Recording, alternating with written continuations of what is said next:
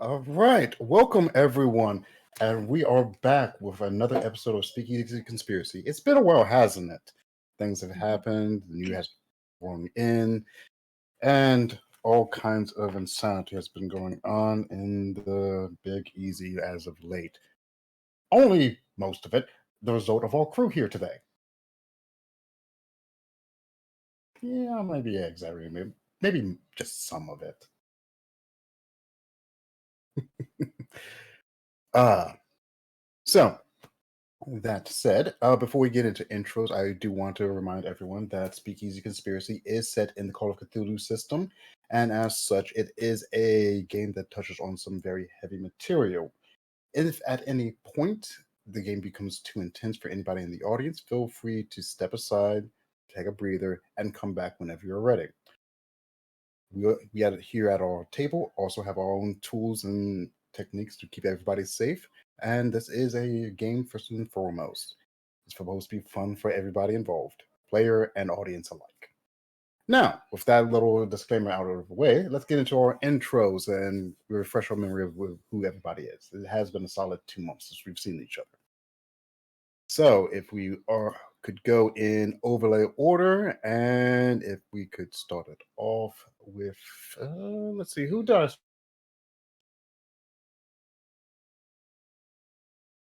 Elsie, why don't you start us off? Why? Why me? Because you're the first one on the list. What? I'm Elsie. I play Pip. These are two known facts. There are a lot of unknowns left open after last week's episode, where I may or may not have met the love of my life again and forgot everything and found out I killed like 26 people and heard the voice of God and got shot. There's a lot of stuff that happened. There's a lot of stuff to unpack. Did these 6 months unpack all of that? Probably not. I'm just going to be grumpy, and we'll go from there. I'm not worried at all. It's fine. That's it. That's me. All right, and we're going in overlay order, which is clockwise technically. So, Janie, if you could. Hi, I'm Janie. I played Hattie, who probably left New Orleans for a while afterwards and has come back, because her job is starting up again. And probably her wife wants her to come back. Maybe.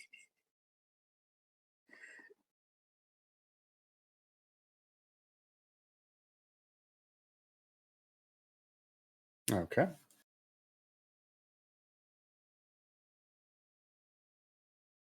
Okay, so going right along. Thank you, Janie, for that. Cass, if you would. That's me.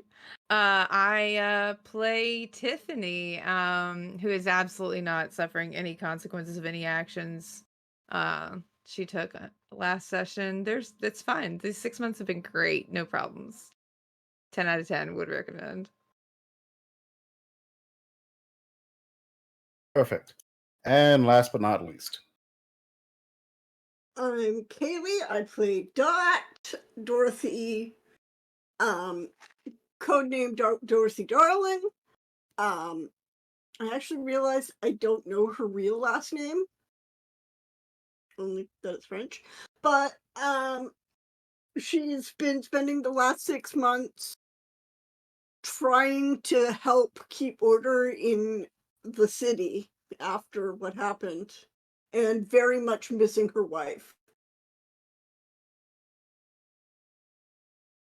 Right. And that leaves it up to me. I'm Shock Point Failure, our storyteller, keeper of ceremonies, and game master for this evening, and in charge of making sure these girls go through some very serious situations. Speaking of, as a quick recap of what's going on for the last 6 months in universe, there has been a large amount of change going on in the city. With Dot calling in the literal U.S. Army, they have now had a much increased presence here in New Orleans, including several warships that survived the Great War, parked right in the harbor, and with no intention of moving. Now, to be fair, this has been a great boon for business in the city. More people coming in and out, more tourists, more soldiers, all of that. It's been a bit of a mixed bag for Geo and the Mafia. On one hand, more people to sell their product to. On the other, more people looking into their situation for legal matters. Never a fun thing. So, the streets have become a bit of a semi-active war zone, would probably be the best way of putting it. And in addition to all of that, there have been rumors of a much, much more active supernatural element, as Dot would be quite aware of, given her context and her little lady society who looks into such matters. Now, that isn't to say that there aren't other things adding yet more gunpowder into this, well, entire situation. Certain elements have yet to really fully leave the area and are rubbing everybody the wrong way. That being the Cult of the Sun, who decided to leave a few proselytizing members behind after they got their items and retreated back across the pond. Speaking of, there was a bit of a promise that you guys had made to that particular cult about one of those items. So we're going to first go back a few months to maybe a day or two after the entire reunion incident and deal with some of that, a bit of that aftermath. So, Tiff, I'm going to give you a little bit of narrative control. Why don't you describe the scene that the ritual takes place at? So I think it opens up and Tiff is on the roof of her house. It's pitch black, middle of the night. Because if, the Sun Cult wants the bowl, they're going to have to wait. But she's up on the roof and she's looking as... I don't think anybody has ever seen Tiffany look unkempt in the last few months. Tiffany looks like hell. Just, mechanical reminder, I lost 16 points of fucking sanity in one go. But yeah, so she's coming down off of that, and she's leaning up against the gables on the pitched roof and has got a rather large raven leaning against her with its head in her lap like a dog. And I think she's petting it like a dog, and then she crawls down off the roof. And she's probably called Hattie. And for help with the magic, and she's pulled every string she's got, and we're set up in the field next to the house on the edge of the water. So she'll, wherever Adahe is standing, she'll go stand next to him. Yeah, Adahe is standing next to a circle carved into the soft soil. He is shirtless, several markings of arcane nature painted on his skin in various colors, primarily white and red, clean ash and blood. If you do not ask, he will not tell you the source of said blood. Honestly, I think she Ethically probably sourced. gave it to him. Is ethically sourced. It's probably not ethically sourced. All right. In the center of the circle lies the chalice, its alabaster color contrasting with yet more blood currently filling it. Um, a close look, and you can see there is something sitting at the bottom of it. It's much uh, a familiar looking stone, if a bit smaller compared to the one you're more used to seeing stuck in Adhe's snake form's head. Mm-hmm. Hattie, are you here for the ritual, or are you?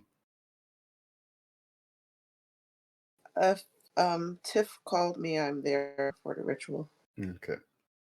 Hattie, you're probably amongst the other witnesses for the ritual, being most of the Streich family, primarily the Primarch and Matriarch of the family, as well as Tiff's, not Tiff's, actually, yes, Tiff's brothers.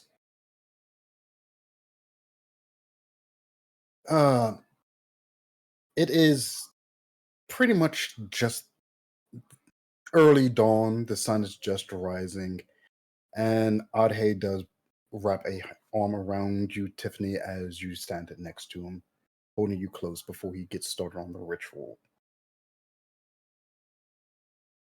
He pretty much stands inside the circle and speaks in guttural tones of a language neither one of you truly quite recognize. There are bits and pieces that you can pick out that sound familiar. A little bit of Latin here, maybe something a bit more Middle Eastern there.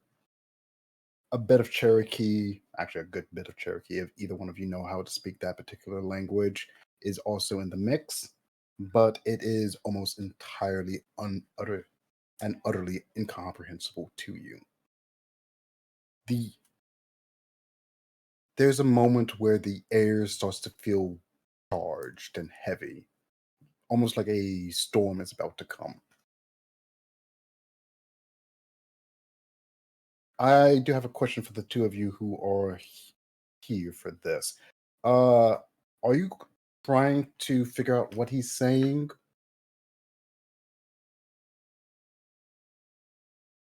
Mm-mm. Okay. Yes.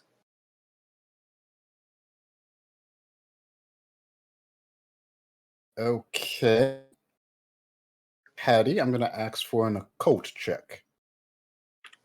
Good. Okay, let me just. I will say, Tiffany, even though she called you here, is probably staying a little away from you, Hattie. And her hair's down in her face, and you've never seen this, so she's looking special.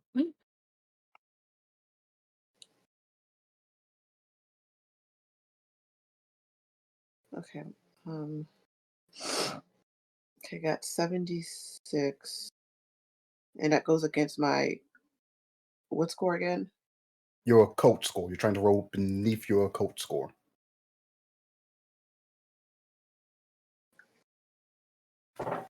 Okay, I rolled above it, so my occult score is 68.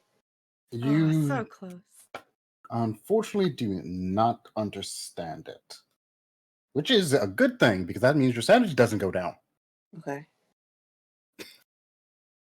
Yes, we have hit the point of the game where I'm actively punishing people for rolling well. It's fun.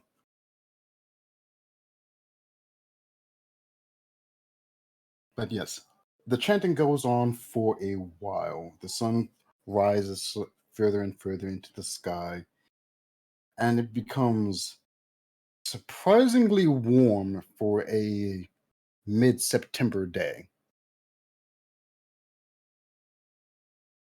And then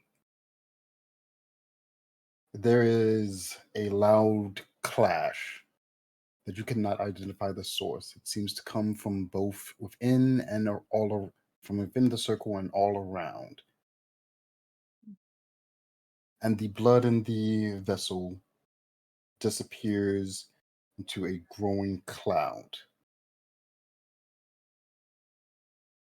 There's a moment of silence, and then a small snake's head pokes up from underneath the misspoke there. A small snake pokes his head up over the rim of the chalice. A small gem stuck in its forehead as it looks around.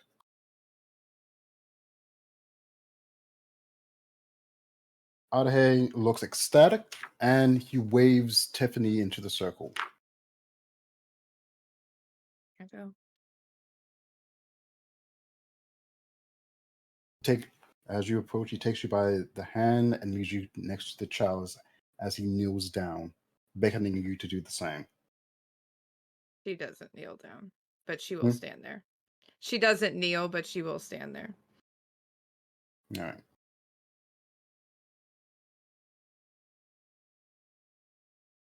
So he carefully scoops the small snake out of the chalice, holding him close. And as he comes back to his feet, the snake coils around his wrist and he holds his hand out towards you. He says something in his native tongue. The snake looks at him, then back at you before it slithers close. Okay. She'll reach a hand out to it. There's a brief pause, its tongue flicking against your hand. But he does crawl over and wrap around your wrist in exchange. And Adhe, after the snake does so, comes up and pulls you into a embrace from behind. Mm-hmm. And he says his name is Chas. That is Spell it. Chasse. Oh. Okay. Like Belle Chase, Louisiana? Which is literally where a friend of mine lives. I was actually going with the Cherokee name meaning firstborn Yeah. son. Yeah, but fun coincidences. Cool. I think she'll turn around and walk to the edge of the circle and point up at the raven, who I assume has been lurking, and go, Mhm. "This one ain't for eating."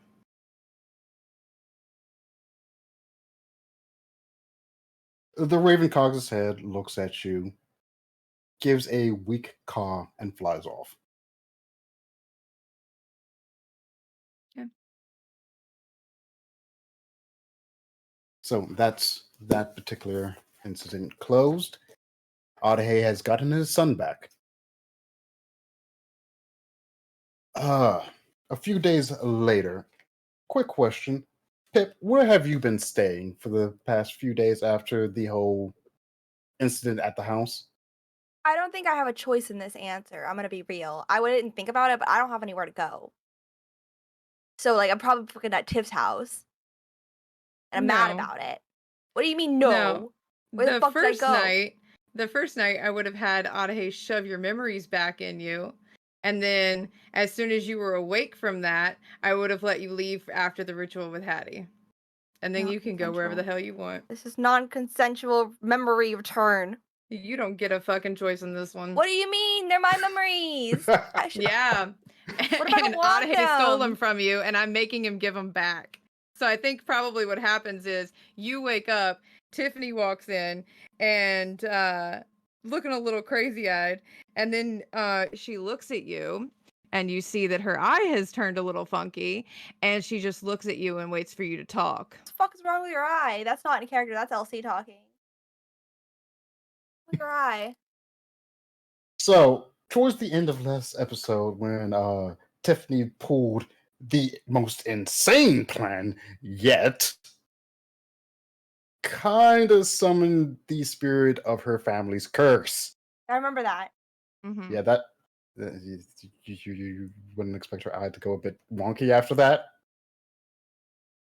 What's wrong with your eye? I have a contact angle. What? I have a contact in Elsie. Do you really? Yeah. Oh shit! I couldn't even tell. Yeah. Hey, that's my idea. Anyways, I stole it from you. you did steal it. It looks good. What were we doing? You woke up. Non-consensual memory return. Yeah. You've already have them shoved back in. I probably would bring Hattie to the room with me so we both get to see the real Pip for a change. I didn't. Your mic did not pick up any of that. Good. Don't worry about it. I'm probably standing in the doorway with Hattie, just looking at you.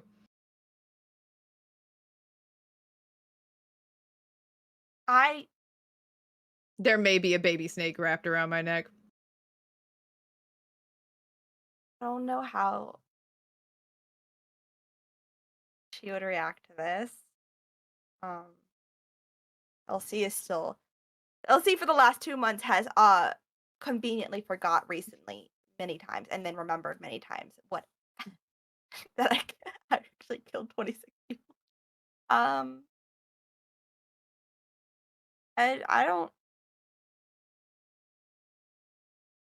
don't think she's gonna talk to either of you. Wait, what, Shock? I don't think he's talking to us. Oh, okay. All right. Well, I'm not talking to you. Sorry about that. I apologize. Bit of an interruption I had to deal with real quick. I would ask that Elsie, if you could give me the cliff notes of what you just said, because I missed it entirely. Yeah, the cliff notes are me talking about how I conveniently forgot about murdering people many times and remembered many times in the last few months. And I don't entirely know what all do the memories entail that he took is my first question. All right. Let's go with that. So, the major part of the memories, as they are slowly returning to you, show how you and your fiance stumbled upon some information, how you guys used that information to come up with a radical plan to make death obsolete. This proceeded to follow that you would head to your place of work and begin the ritual by killing several of the patients and your co-workers. And before I continue, it looks like we are getting raided by Lost Caravan. Hi, everyone. Thank you I for lived. showing up. You're That was the alive game. so far. That was the game I was supposed to be in, but I was dead. But I lived. So I'm Yes, here. we poached one of your players. I'm sorry. I apologize. I'm half here. All right. So continuing on. Your memories would show that you were surprisingly methodical, careful, and precise with your actions on that night. It was only at the very end when you started questioning things that you repressed the memory and lied to yourself about it all. Okay.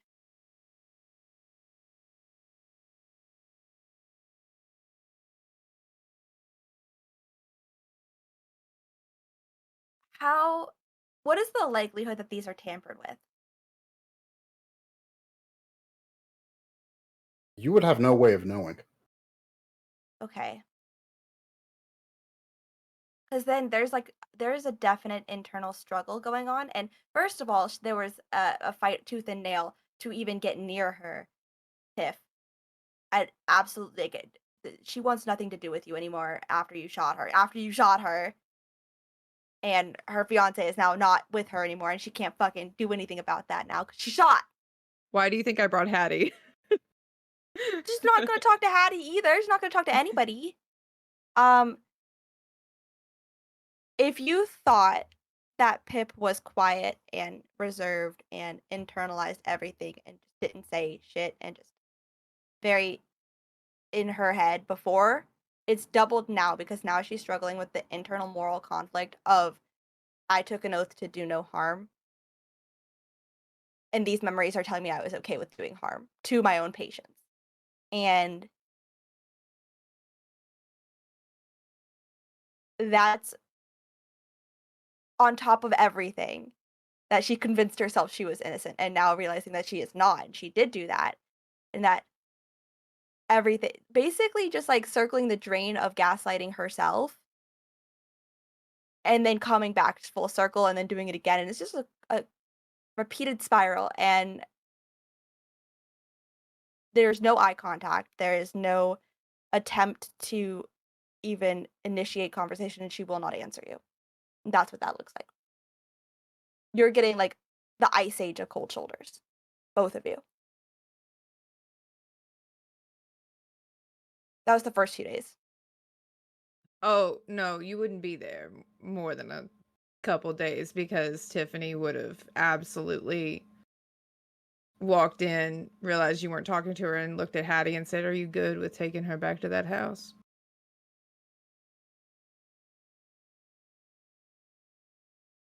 I don't think I have any say in this. It's your car. Or Dot's car. Not real sure whose car you have now. Which car did Because not get destroyed? mine got destroyed. I know yours did, but which one didn't? Yeah. It was Dot's. Yeah. Well, Dot would want to make sure she was somewhere safe, so I don't think we need to worry about her being safe.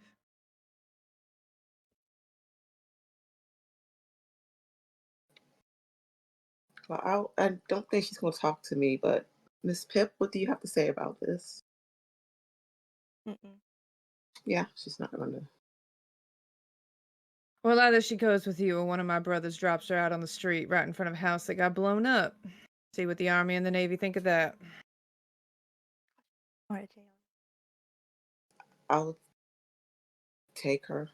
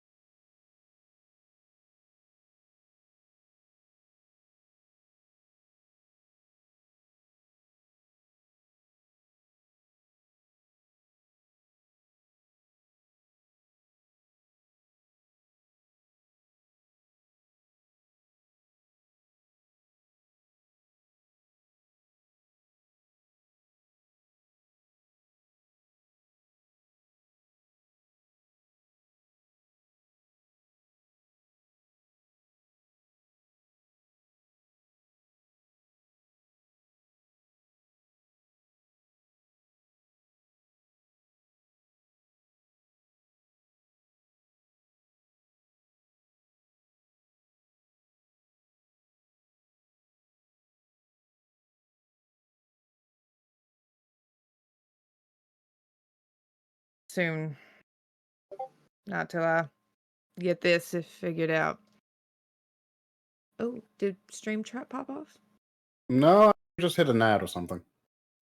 Oh, okay.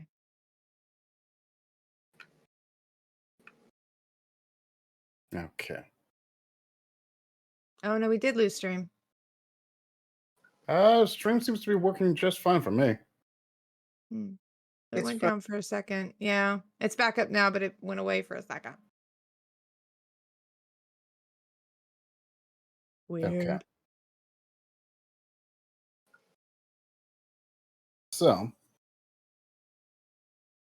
really? Mm.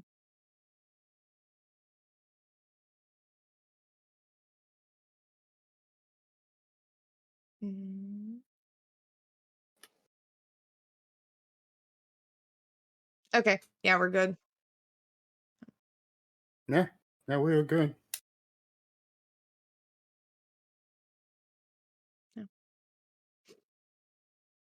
All right. So, as I was trying to say, after that little scene, yes, I was going to say it's been 6 months or so since that situation.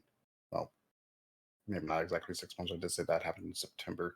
Essentially, it is now early January. The weather is appropriately colder. People are bundled up, and the town is, well, city is recovering from a very, let's say, active Christmas season. Uh,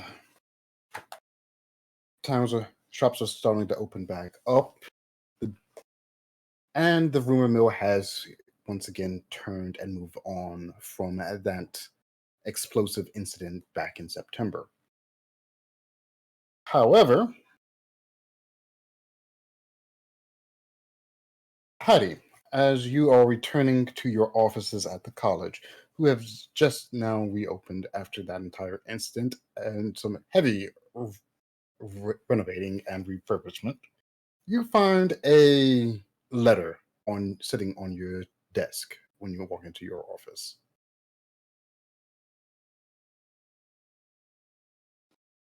I'll open it. Okay. You find that within it is a invitation by Professor Alden to join him and several other archaeological experts for a meet and greet in a couple months' time. Uh, the letter goes on to explain that it would be to discuss a much larger project that he is about to embark upon, and he is gathering allies and help to do so. The event will be held at the Mausoleum initially, and then they will proceed to go to a local opera house to catch a play before retiring for the evening. It asks that you reserve and reply at your earliest convenience. Hattie will accept the reservation and write out the reply. She has a moment that afternoon. Like if she was in the middle of unpacking something, she would finish unpacking it and then send off her reply. All right. We're going to go ahead and jump over. Okay, I think stream actually now has decided to screw up for me at least.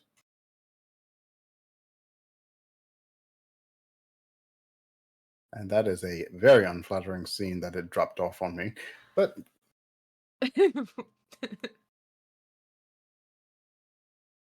all right, so we're going to continue moving on. We're going to jump over to Dot. Dot, you are called into a meeting with your handler by your usual channels. Luckily for you, it is not a day that your little society is meeting or you have any outstanding obligations to my knowledge. However, I mean, I think Dot would have made clear to her handlers how important the society meeting the Ladies Occult Society meetings would be to her information and surveillance of the supernatural scene. So she would go probably dressed just in a fairly plain outfit.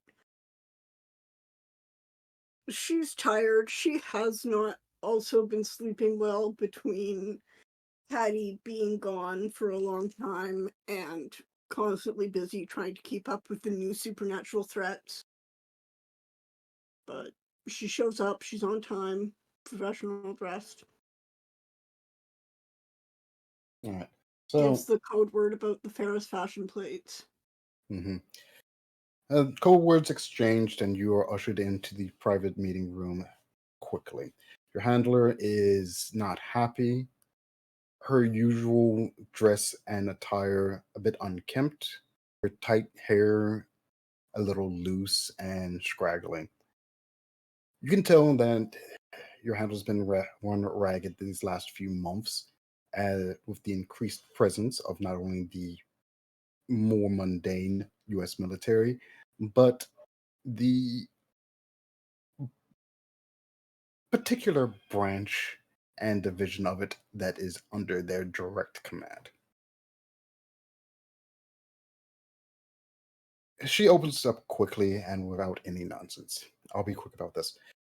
We recently found out that a person of interest of ours has gone missing, and since then, their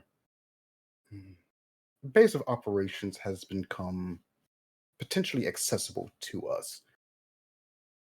Ma'am? Yes. Under normal circumstances, we would send in The Oscars? we would send some of the Oscars in to secure the site. However, it is the reason why it's becoming potentially accessible to us is that it is holding a open house auction.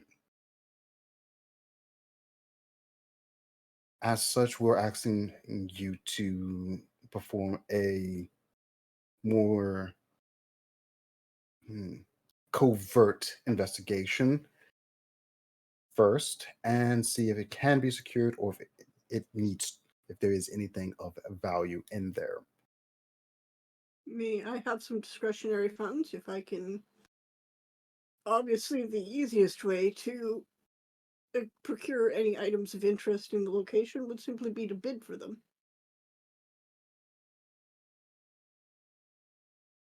Some discretionary funds will be disclosed unto you for this assignment. However, if there's any funds remaining, we do ask that you reimburse it back to the organization. Of course, ma'am. Mechanically speaking, for the purposes of this auction, you can technically increase your credit rating by 15.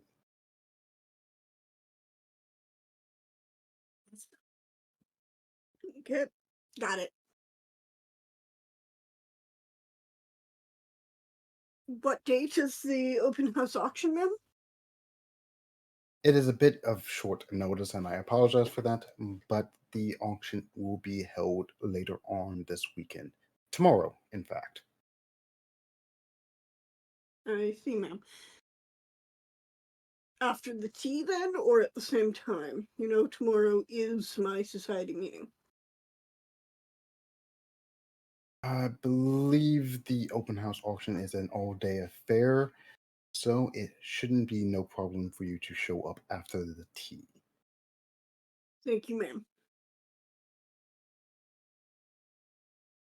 Ma'am, I Yes. know you've been very busy these past months, but it has not come up, and with the increased supernatural activity in the area, I was wondering if there has been any clues as to Frank's murder. Perhaps that group has resurfaced again. There has not been any clear or good leads on that particular matter. However, we do have reason to believe that the person of interest involved in this current case may have some connections to that case. Yes, ma'am. Person of interest, his name is Franklin. No, sorry, not Lint. Franklin. Okay, that makes 1 second. Getting my notes open. Okay. Okay, Franklin. Hang on, I'm Any last name? double checking my notes real quick. Franklin Louise Claremont.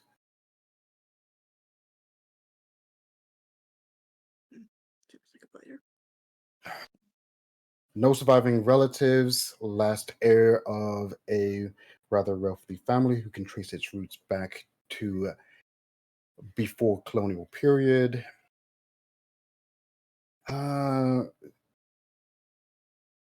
Said their family had set up their residence here in New Orleans, as far as we can trace back, 125 years ago, shortly before the establishment of the city itself. Interesting.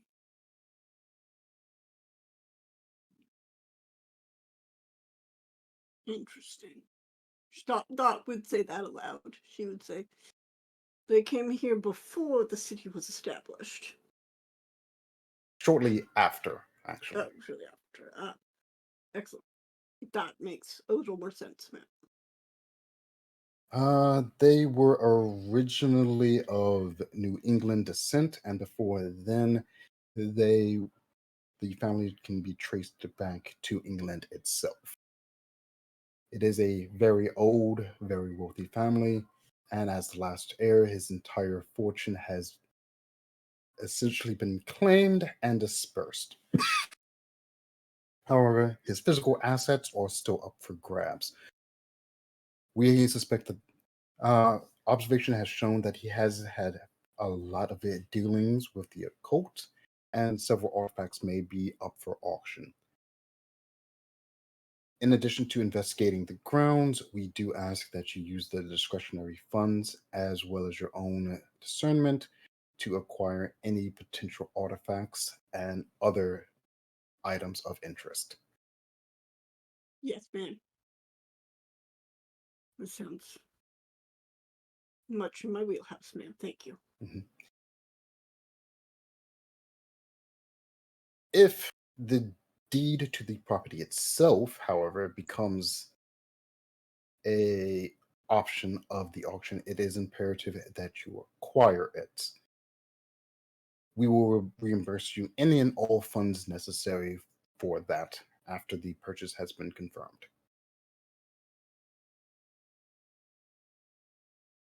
For that, ma'am, I will need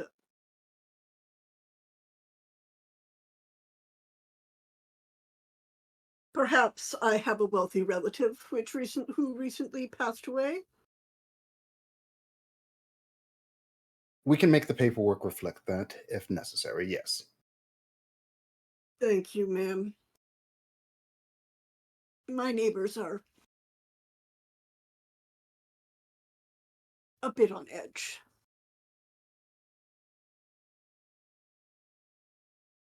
Do you suspect your cover has been compromised? No, ma'am. But I want to take extra care to make sure that it is not.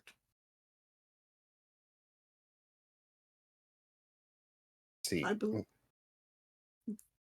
And I believe that I will, with your permission, make it known that I did serve overseas during the war as a nurse, perhaps. That would make it easier for us to send our more military contacts directly to you if necessary. Before I dismiss you for the day, I do wish to get an update on the snake situation.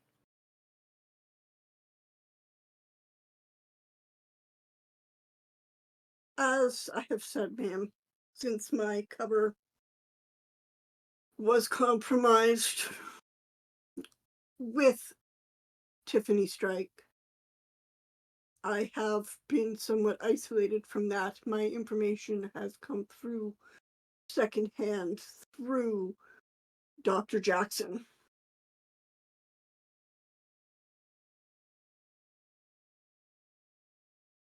So it all depends on what Hattie would have told Dot. Like, did Hattie tell Dot about the ritual afterwards? We may need to wait until Hattie gets back to ask that particular question. Yes, she would have told her. Sorry. I'm kind of Yeah. using this. I didn't see you get back. And I just realized that the stream is frozen for me a little bit. Yeah, I just literally just hopped back in. Oh, perfect. Yeah. All right. Yeah, so Dot would have gone to him, so Dot would have known. I have been informed that he was successful in resurrecting his son. Dot is now, like, Dot's very much strict attention, looking over the left shoulder of her handler. I see. So his goals have been accomplished. Is he still in the area or has he departed? Well, is he still in the area? I assume so. Yes, I would. That is a very safe assumption. Yes. Yes, ma'am. My sources do indicate that his attachment to Ms. Streich is quite firm. I see. Well, the original plan of getting him under heel has already passed. However, there seems to be two possible assets we could use to bring him into the fold if necessary.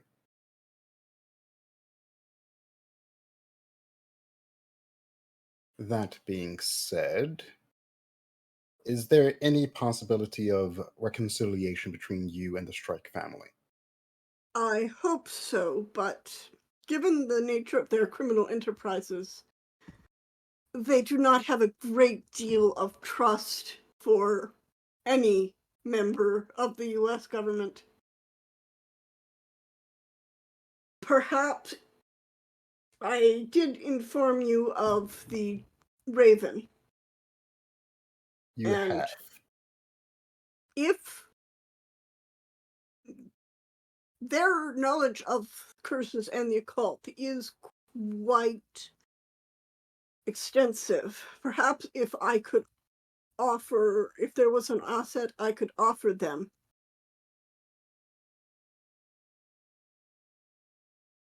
I do, but I am not sure. For Miss Streich herself,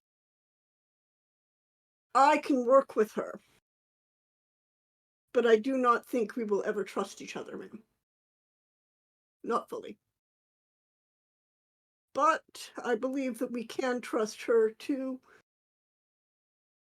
act in self-interest, hopefully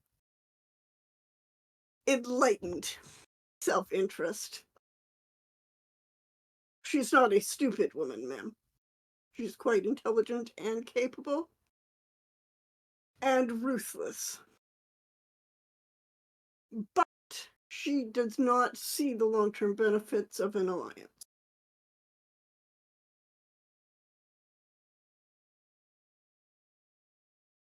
Cooperation is all that is required to work with us, but trust is needed for more. And it looked like Stream did a full crash this time.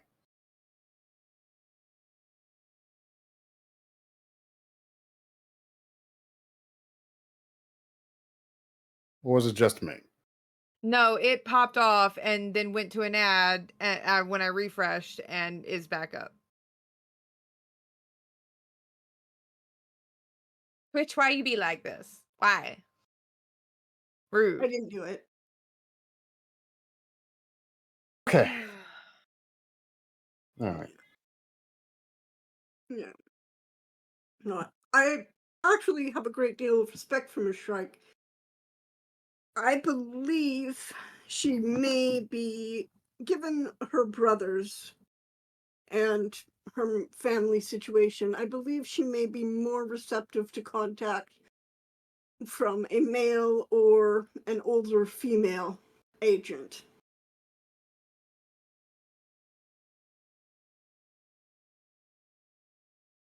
She Oh, doesn't trust me because I lied to her, but if someone else were to approach her openly,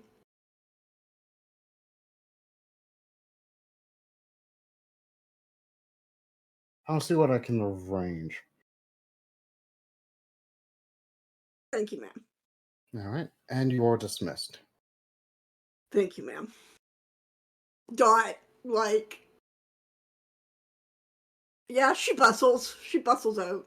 She considers it is very nearly a scurry, but not quite. Yes, the bustle. All right. And now we are going to jump on over to Tiff, who you're sticking around the Streich family home right now, correct? Mm-hmm. Yeah. So eh, the house gets a phone call, and Dolph is around. He's the one who answers, and there's a brief bit of conversation before he yells to get your attention, saying, "It's for you. It's Geo." All right, I'll go and answer the call. All right, Tiffany, thank you for answering. I know we're not on exactly the best terms as of late, Yep. but I need a bit of a favor.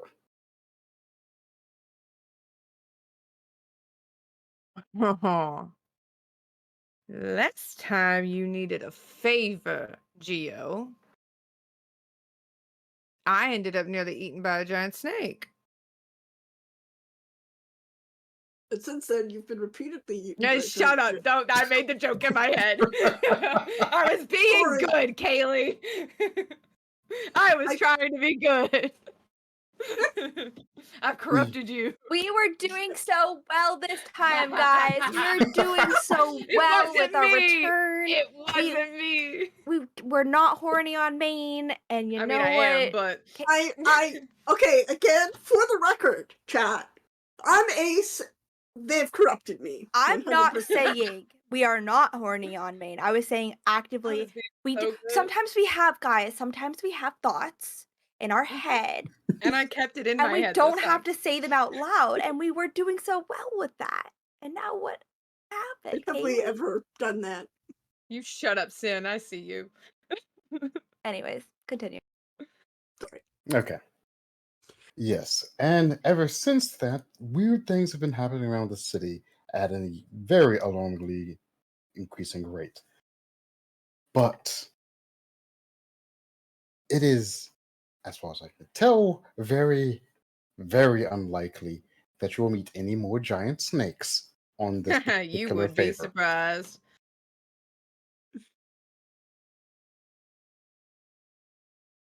All right. So, long story short, a partner of ours kind of died under very mysterious circumstances. And I do mean mysterious circumstances, not we made it look like an accident. We don't know how he died. Okay. His estate's going into an open auction later tomorrow, and we need somebody in the crowd to get some very particular items before somebody else scoops them up. I'll need a list and I'll need cash. You will get both if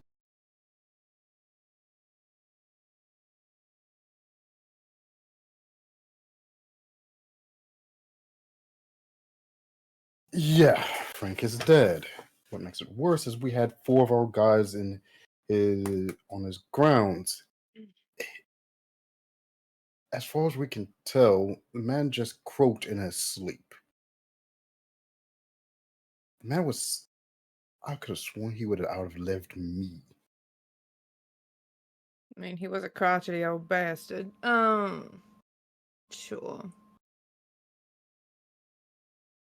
All right. A list, cash, and why me? We needed somebody who wouldn't draw eyes. We have reason to believe that there's some government types also poking around at the auction. Geo. A, you haven't seen me in a couple months. I'm not incognito. B, government types like Dot.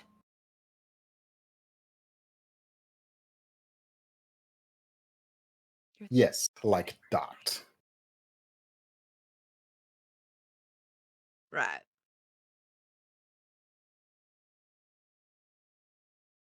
Fine, I'll come by the bar. You can get a look at me and decide if this is really where you want me to be. Just to remind everybody, white fucking hair and now one green eye, one black eye. Like, this is not no. Incognito.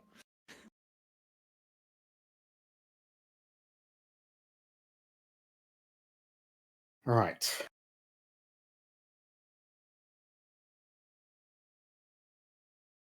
Look, I can't send any of my guys because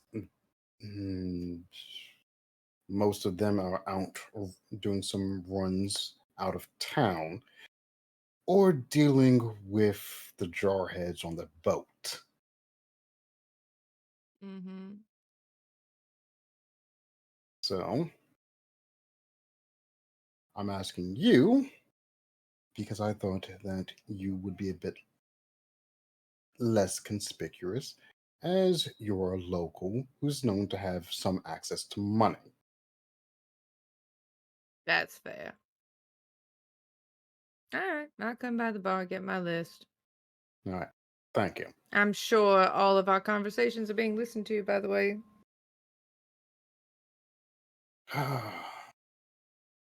I would have figured between your family's paranoia and weirdness and our own paranoia that we would have made sure that nothing too serious was ever caught. Mm-hmm. Also, could you explain to me why there's been a large number of ravens hanging around my car lately? What'd you do to piss him off? I didn't do anything to piss them off. They're birds. What could I have possibly done?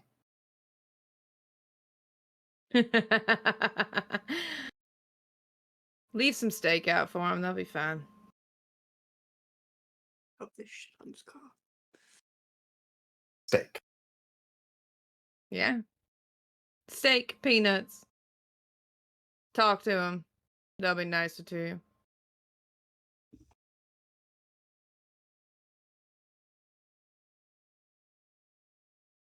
I really wish things could go back to when I was just getting shot at by cops.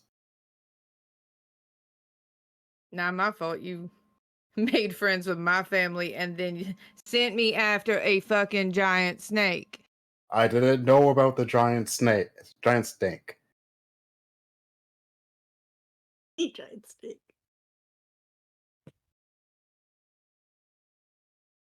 I'm sorry about that. Look, thank you. And yes, I'll owe you. How many favors do I owe you now? Geo, when you see me, you're gonna know you owe me until you're dead and possibly beyond that.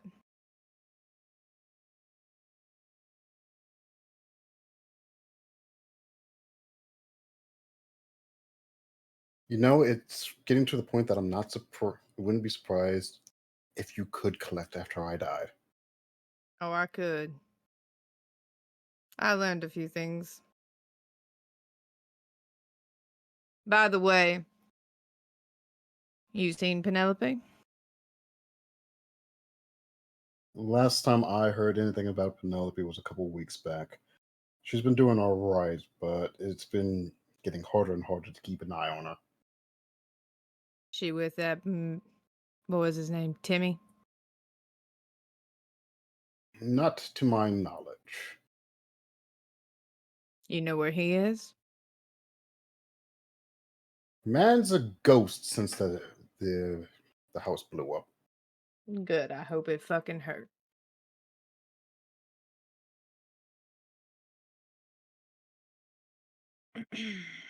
Still don't know how you managed to call in the U.S. Army on that one. It wasn't me.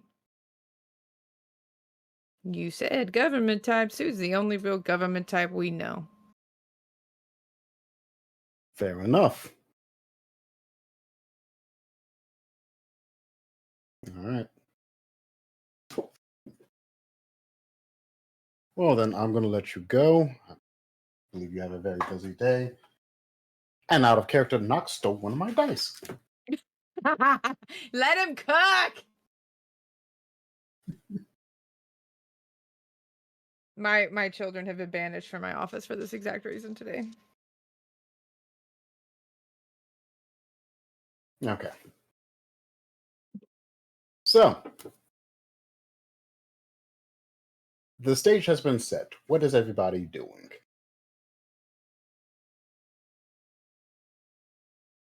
I would that evening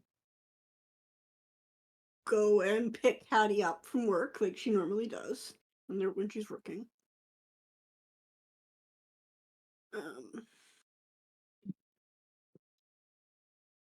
Knocks on the office door.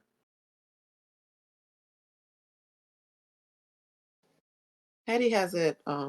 She'll open it. I don't know why she wasn't expecting that, but she looks a little surprised.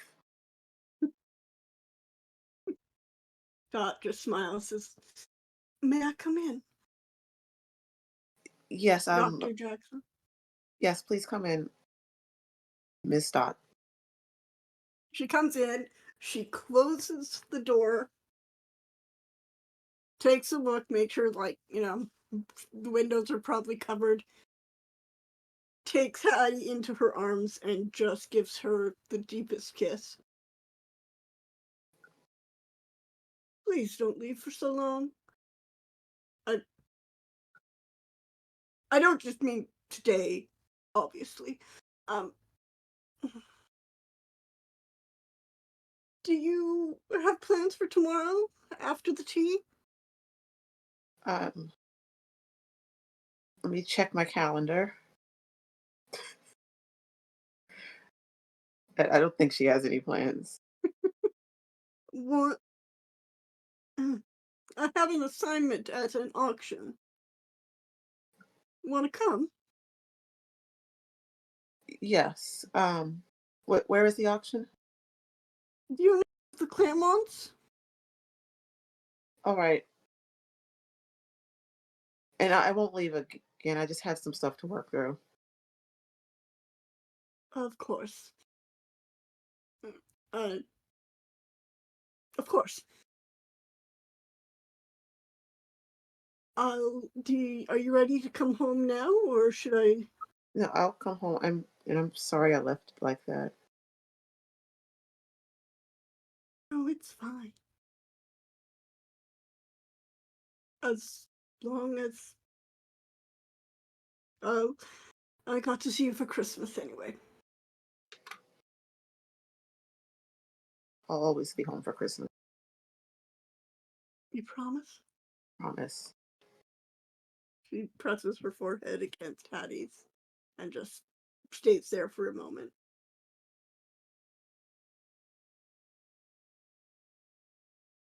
I love you. I love you too, Dot.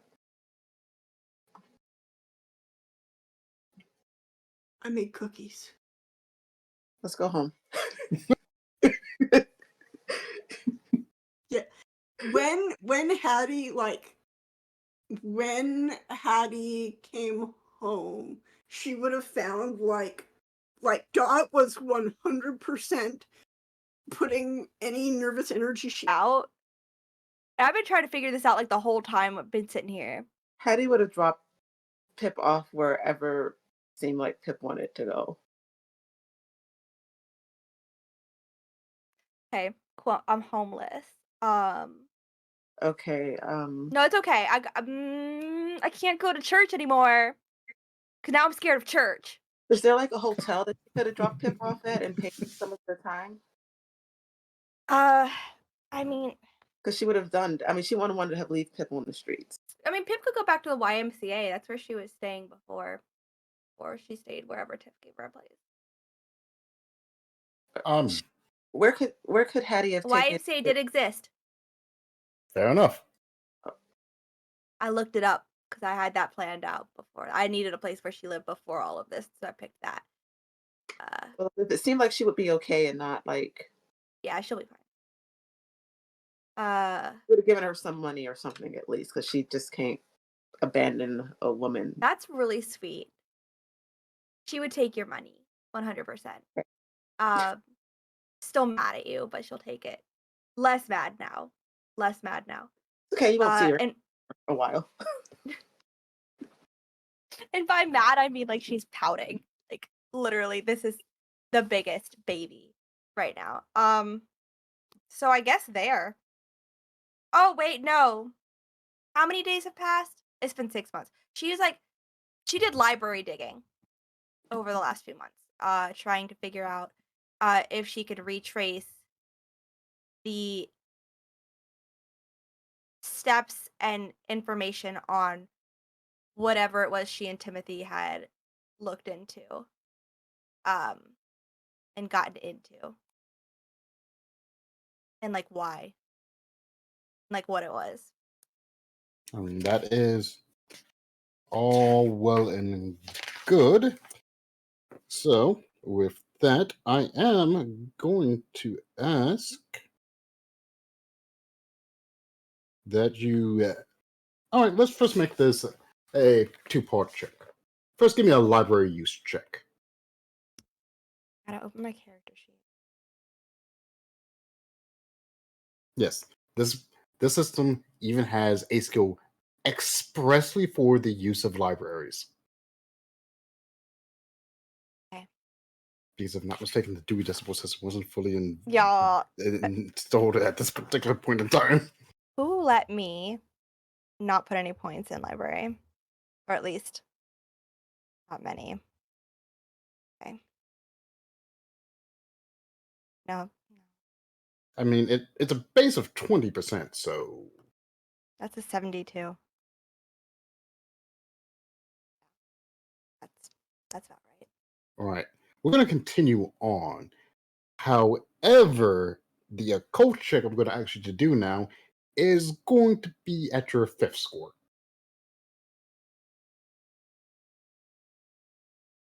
I'm gonna need one of those moments where I roll like a 7 and can spend luck. Luck regenerates at the end of every session, right? That is Completely. correct. Oh, okay. I don't need that much. I have like 45. Okay. Does she want to fail this one?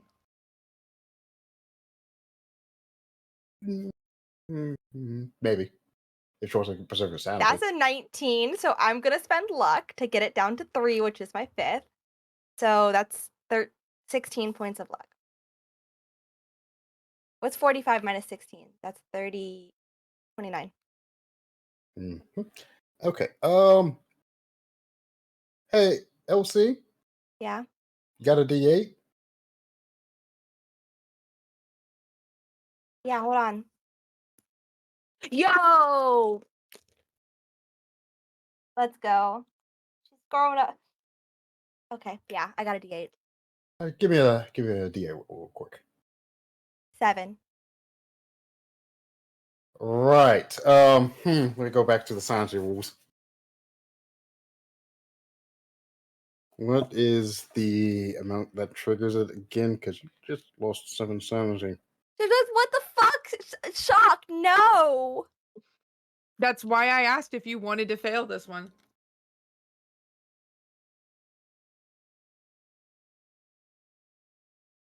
Yeah, this is the keeper book. Do I get Cthulhu Mythos for this at least? Like, Ooh. Actually, yes. Yes, you will. You will increase your power, mythos, whatever, which one it is, by that same amount. hey, Cass, how much Cthulhu Mythos you got? 16. Okay. I lost it all in one go. No. Cthulhu Mythos. Yeah, 16. How'd you get 16? So it's the sanity I lost last time. That's not how much you get in Cthulhu Mythos. What is it supposed to be? Is that not Whatever what shock Shakta tells. said? Well, that's not always how it goes. Usually you get like 1 or 2. 16. Yeah, I'm being generous right now and giving, I'll see here, the exact same amount. You gotta Yeah. recheck that. It is a decent. Last session was a lot, so I don't remember, but I wrote down 16, and I think I was told to. So To be fair, Cass did do a lot last session. That's true. I summoned a Alright. whole ass spirit. I have 12 now, so my max sanity is what's 99 minus 12? 87. Oh, it did it for me. Thank you. Mhm. All right, where are you? Sanity. Page 152. That's where I need to be. Because I know 7 is a significant I amount. think it's 5 or more. I want to say in one go. Yep, temporary insanity. If you lose Yeah. 5 or more. Yo, I think I have more Cthulhu Mythos than Polly.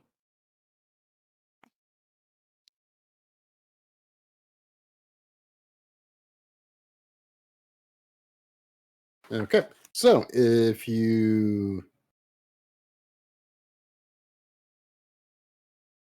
could give me an intelligence check. This one I want to fail. I'm like, okay, sure, okay.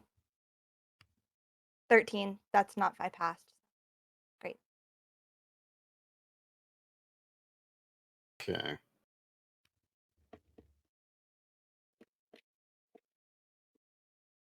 All right.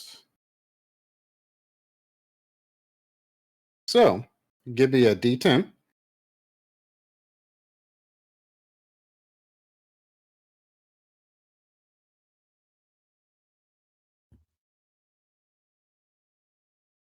Stop. Hmm. Is it 0, a 10, or a 1? In this particular case, it would be a 10. It's a 10. Oh. Oh boy.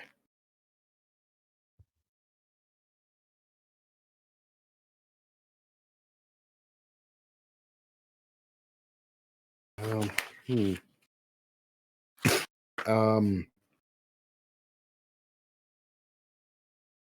Okay. That's not good.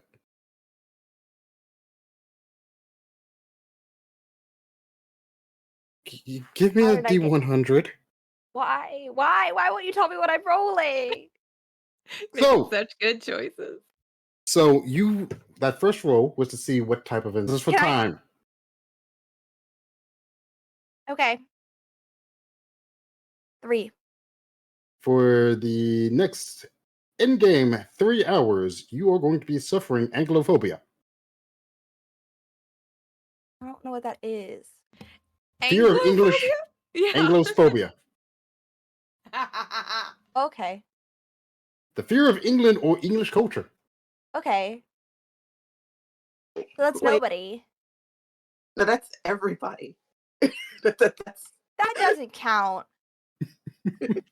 well, I feel no. That's like this is like the deep south in 1920s. It's not. Yeah. Oh, that's a different culture altogether. At this point in time, like if it had been like in the 1800s or 1700s, I would have I wouldn't argue this, but influence, yes. Actual like existence of British culture in Louisiana in 1920, I don't think so. I mean, the two that bookend Anglophobia in this list are hilarious. What are they? Androphobia and anthrophobia. Anthophobia, sorry. The fear of men and the fear of flowers, respectively. Well, good thing I didn't get the fear of men. I don't need a fear of that. I already have it. Oh, number 7 is also a hilarious one, too. Do you want me to re-roll since that's not going to be fun for anybody since nobody here is British? Yes, please. You're Just lucky the that I'm D100. nice. Just the what's that? D100. Was she afraid of the English language or No, it's itself, the or- culture. It's England and The British culture. people. God damn 51. it, I just want someone to offer her a cup of tea. A cup of tea.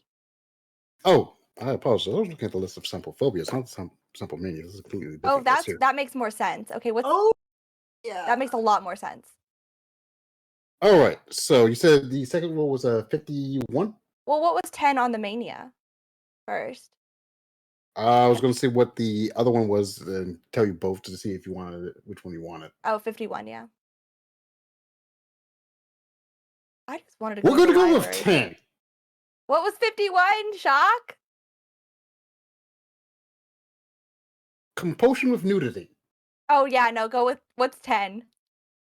Obsession with garlic. Great. Great.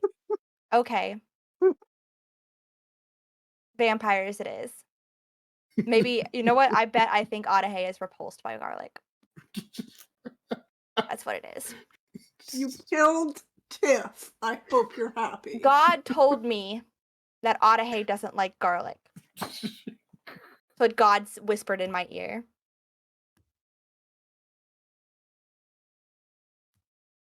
Cass, you okay? Cass is thinking it's very funny that I had to compose myself. I could just be nude all the time. If I didn't go to jail for killing people, it would be for public indecency. You my know, I bought God, this that's fainting how they couch. catch you.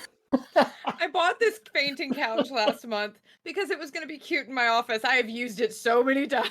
It's a good spot for it too. You can like go into your Look, I'm just game making sure you get your corner. money's worth. No.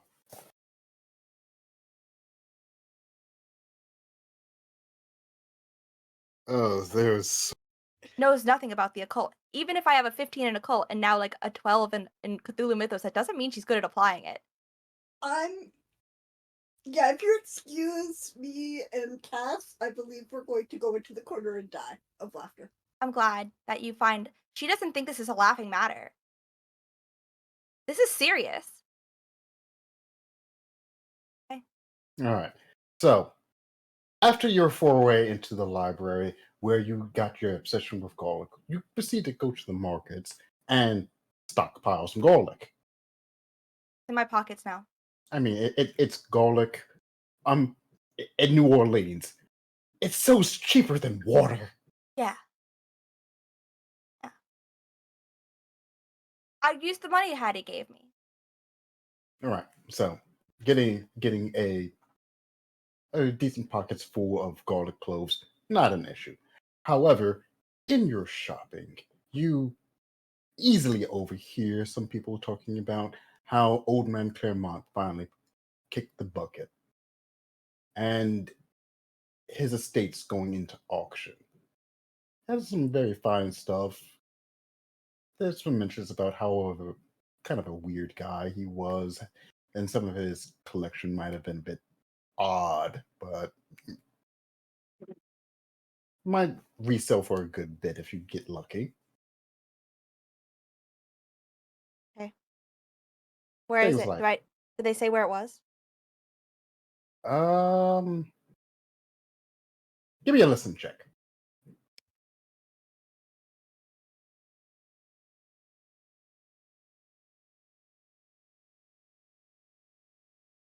After all these times I've asked you to give a listen and the success that you've had, it shouldn't be hard. 81. versus. 60. I could have rolled a 10 again, but no. No. Okay, screw it. They don't give you an exact address, but they mentioned that his estate was over in the old quarter among the other big houses. Can't miss it. Okay, I want to go break in. I mean, that works. I'll take that. But like subtly, the things I'm good at. Couldn't possibly fail, right? I looked away for a minute. Did Cass just literally fall out of her chair with a heart attack? Or... No, I think Cass went to go check on Mako. Okay. Okay.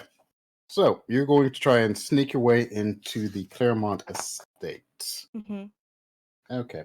So, first things first, because you were not given the exact address, I am going to ask for a navigation check. Chalk, you and I both know none of us put points. Okay, I didn't put points in navigation after episode 1, and I still refuse to do so out of spite. It's like a principle thing now. Which means it will be hilarious if you pass. Not double checking that Hattie has not fallen into the river today manages to pull up Pip by sheer coincidence. Yeah, it's a 53. So there's a chance I just walked in the river. I got lost. I don't know where I'm at. Screw it. Dot, give me a luck check. Aw, man. That's just a flat T100 roll, yep. Yeah. What are the odds Tiffany runs into her? Yeah, I mean, if Dot fails, I'm going to ask Tiff to give me a luck check. Y'all, stop. Let her cook. I am trying to get you involved. I know, but this is funny. Okay, no shit, I got a 9. Okay. So, yes. Y'all roll up next to her. Dot, on your bi-daily check of the river to make sure Hattie didn't fall in, you fish up a pet. Wait, I actually fell in the river? Yes. What the fuck? I forgot it. Can I swim? I think I can swim. Can't remember. What? Yeah, Penelope can swim. Penelope? Miss Penelope, is that you? If I say no, would you believe me? Not with that response, no. I'm gonna just double check the river to make sure that Hattie is not also in it. No, Hattie is not also in it, not this time. Okay. Well, Like a sad cat. Hattie's has not fallen in the river today, so get in the car, please. Why? Where are we going? For tea, muffins, and dry clothes.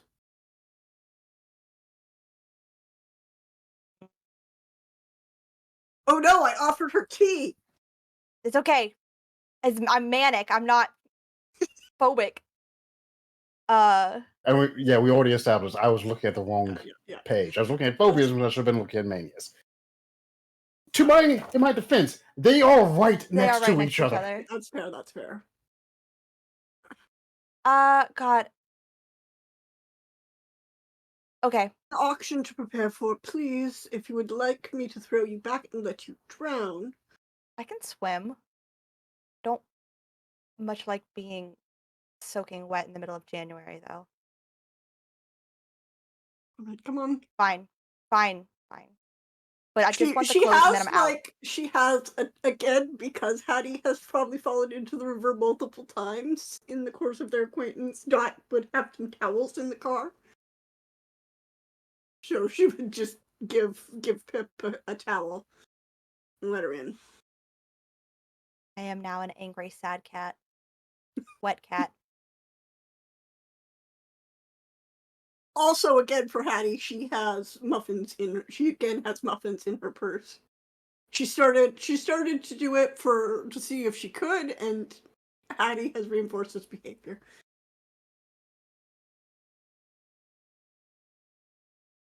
Do you smell like garlic?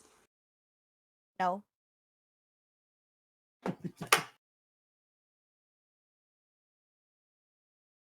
Y'all, I can't keep the straight face forever. Really hard. For Dustgrave.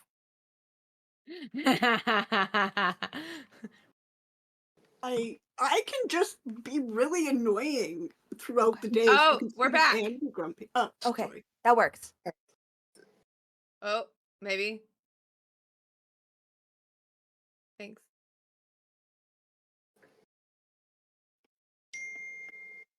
I Yeah. don't- Okay.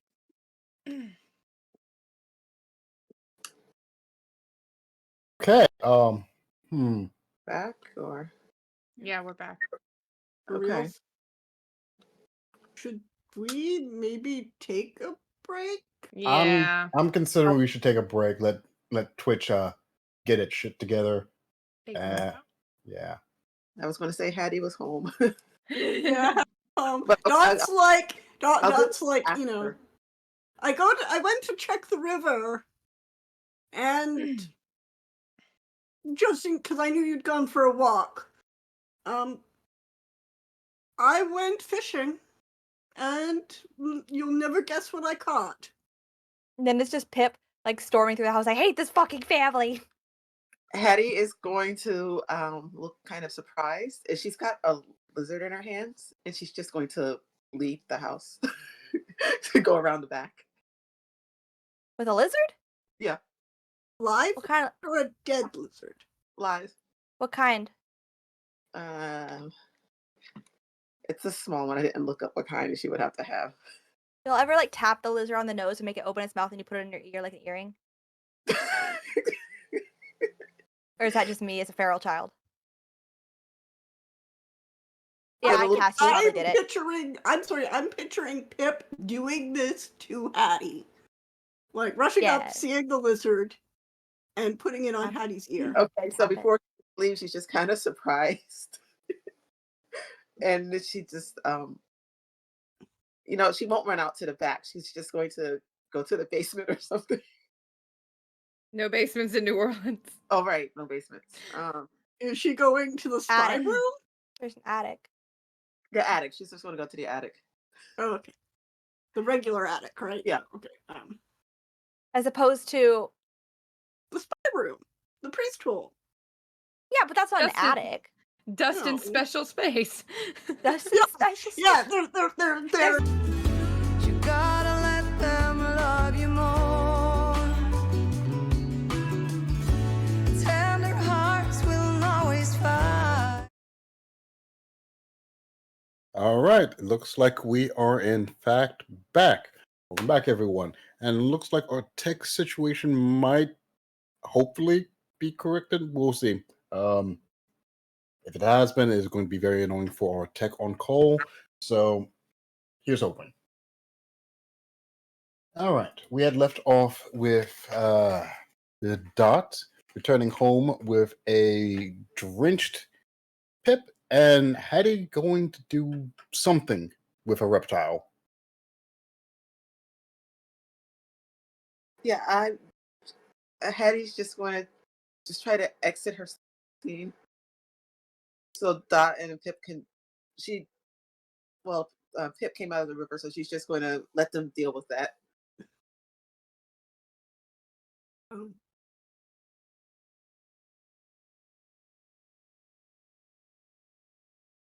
Can we borrow some of your clothes?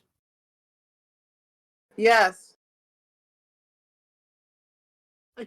Okay. I'm going into your room then.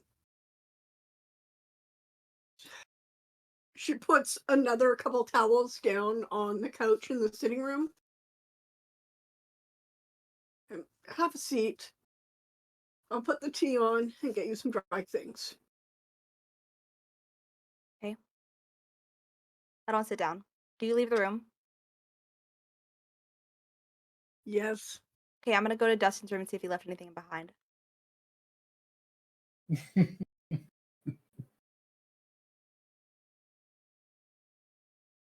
I say room, but I mean like hidey hole. I'm coming full circle, y'all. We're almost in a year. I'm doing all the callbacks. If you do happen to see Hattie's room, you can tell it's not been used at all. See, but then that would be another callback because in one of the first episodes when we were in Dot's house, we definitely crossed paths and made eye contact and then just kept going. Didn't say anything. We were like, you don't say shit, I won't say shit. I remember.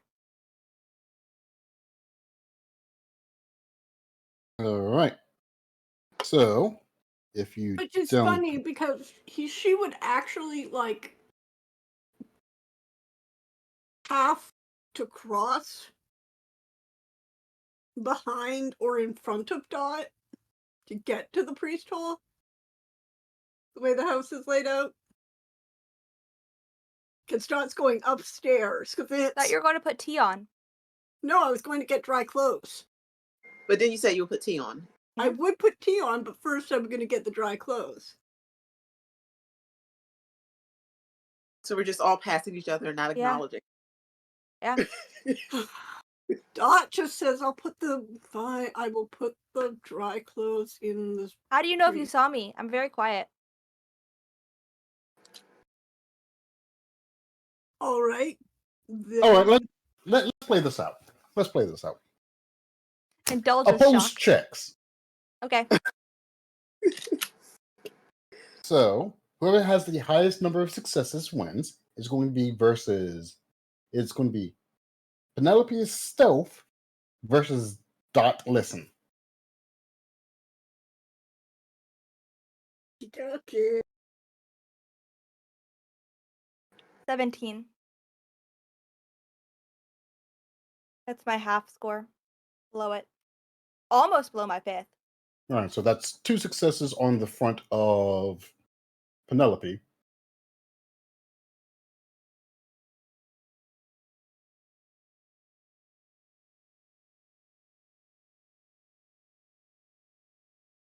Yes, Kaylee.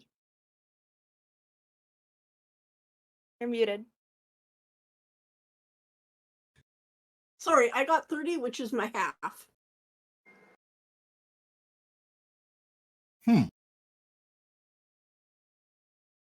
So that's 2 for 2.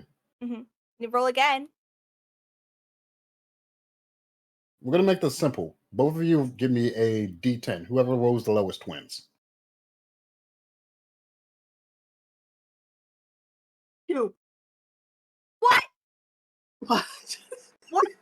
That's a 7. That's bullshit. Wait, hold on. Can I just spend luck to make mine a 5th score? No. Not in this particular case. Rude ass motherfucker. Something important.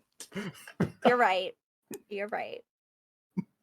This is not gonna hurt. I mean, you weren't gonna stop me anyway, so I'm just gonna No, keep Dot going. was not gonna stop you. Dot was just gonna be like, I'll put the clean done clothes. with her bullshit. Yeah, Dot's like, yep. Yeah, this tracks. I'll go through his stuff. He's not Do here you want anymore. I'll put the clothes in the priest hole then for you. Do you want me to bring the tea up here?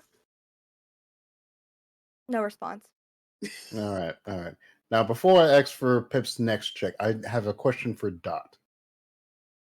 How often do you clean out the priest hole?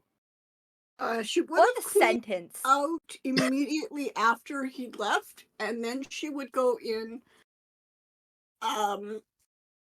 every once in a while to check for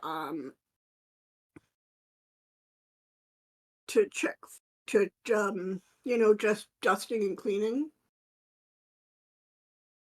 So probably last time she would have been there was just before Christmas. Probably. So incredibly unlikely for there to have been anything left behind by Dustin in there. Mm-hmm. All right. Penelope, give me a spot hidden against your 5th. Why are you being so mean to me tonight? I just want an easy roll for once in my life, Shock. Sin gave you a ±2, and I'm guessing that is for you. Cool. What is my Oh, it would need to be a minus. and because we're Yeah. Cthulhu rules. Oh wait, it's 30. Which is below a half, but not my fifth. And you're factoring in the -2 from Yeah, it was Sim. 32, but now it's 30. Either way, Okay. it would have been below my fifth, in my half. All right. So, unfortunately, you Sin. don't find anything of real interest in the priesthood in all your searching. You do make a mighty fine mess out of it, though. Great. So we left like literally nothing cool. You didn't find anything cool. I was lame anyways. That's not true. Penelope like Dustin. Dot would come in, see this, sigh, put the clothes on the bed. I'm assuming this takes a while to do a thorough search. Mm-hmm. So she'd come back with the tea, and then she wants to make Pip feel better, so she's like, oh, the regular tea service wasn't clean, so I used the good silver. There And is then- appreciation in that. I will say that does. Yeah. Pip is what's the term for like a 1920s nepo baby? Bougie. That's Pip. Pip is No, hang on. No. Bougie I was know. not coined as a term I yet. know. I Okay, know. well- but that's what she is. nepo baby. Just wait till 1929 though. Her dad owns a bank. It's funny. Be like, You're it assuming would he lived be- that long. It would be quite a shame if the silver went missing. Like, and Aw. then deliberately turn. Oh, I think I hear Hattie calling me, and deliberately turn her back and walk out. She's gonna think you're acting so sus. So now she's gonna put garlic under your pillow.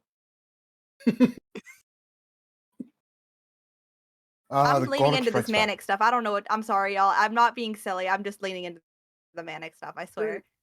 It's just Well- like inside the pillowcase. It's just like 3 cloves Well, of what's garlic tucked helpful? in. Okay, She- now cloves or bulbs? Cloves. I told you that Cloves, she took the bulbs. She blah, didn't okay. take the skin off. Just separated the cloves and has like Okay. a pocket full of cloves, so she can have projectile. But which pillow does she put it under? Yeah, just How many pillows are on the bed? There's 2. Okay, then 2. Both of them. She doesn't know where she sleeps. Now you both have garlic pillow. And maybe 2 under the mattress too. Put some under the mattress. Just to be sure. Just to be sure. Curious, though. I'm going to turn to our local voodoo practitioner in this setting. Janie, is there anything already underneath that mattress? Yes.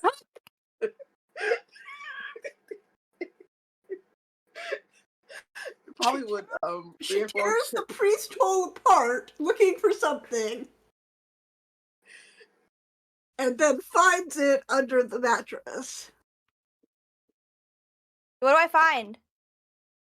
it would probably like a bag, a charm in like a little bag with some, I'm gonna say, some leaves attached to it. It looks magical. You would think probably it was. There's just like a really quiet. I knew it. Adds another piece of garlic and leaves.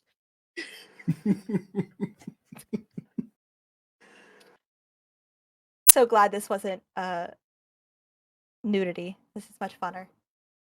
I mean, at least then it would make a little more sense to find you in the room. Yeah. Skinny dipping, yeah.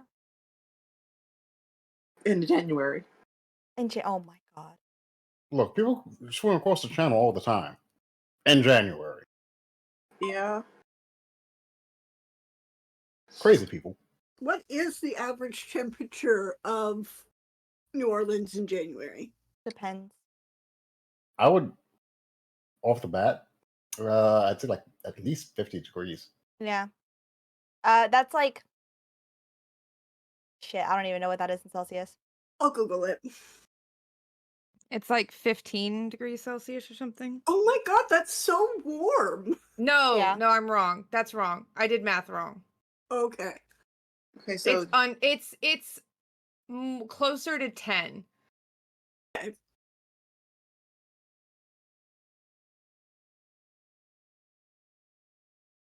I'd hope, but I do not remember the formula for translating Fahrenheit to Celsius to save my life. I just know Just at negative Google it. 40 they become the same. remember, It is look- exactly 10. Okay, so actually, oh my goodness,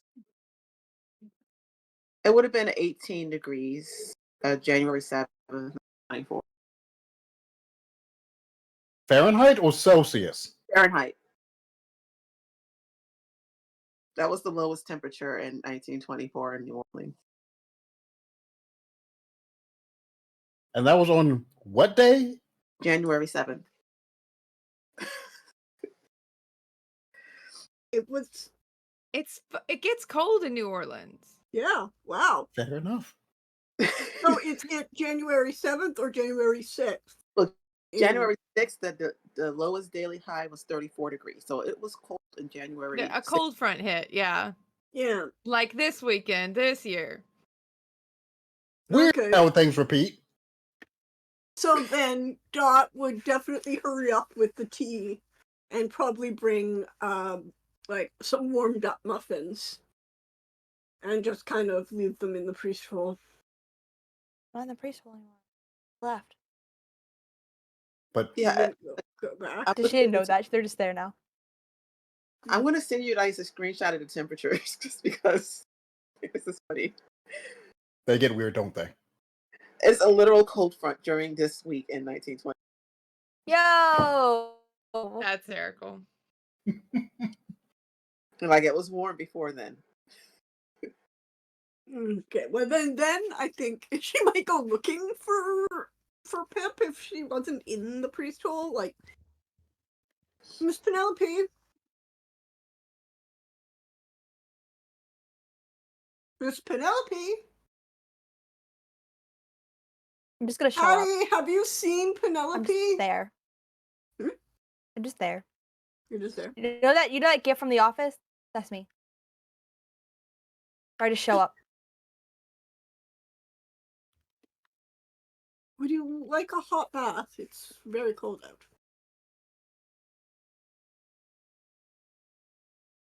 Nope. What are we doing here again? Like, I do we have a live plan? here. I know that. Well, I'm bringing you here because, as far as I know, your apartment burned down. You were in need of dry, clean clothes and to warm up before you suffered some sort of damage from the cold. Given your medical skills, I'm sure you would know more about that than I would. Fair enough. And, What is the next step then? I am no well, longer you can cold. stay nor here. You drenched. can leave. I could leave? You can leave if you want to. You're not my prisoner, Miss Penelope. I'm very concerned about you because you're acting oddly, even, and I do beg your pardon, for you.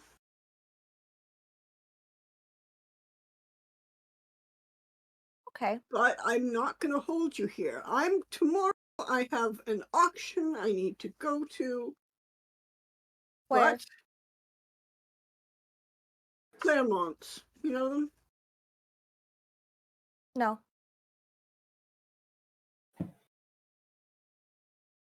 You're Miss Penelope. You want to call me Miss- out online, Kaylee? Do you want to roll off again?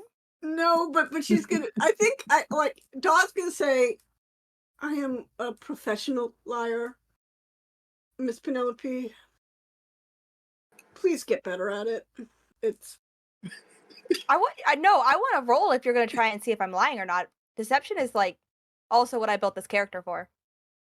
okay. Let's do it. Same rules as before. Penelope's deception. We have deception. What is it? No, this is Not deception. Perception. I said fast talk. fast talk. Yeah. Is it- What would be a good one? Psychology? No, this would be yeah, no, psychology, yeah. Yeah. The psychology is to read people.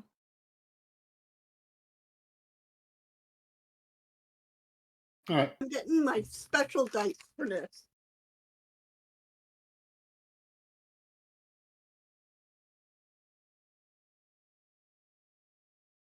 Oh, my special dice are missing my D100. Oh, never mind. There it is. I'm just blind.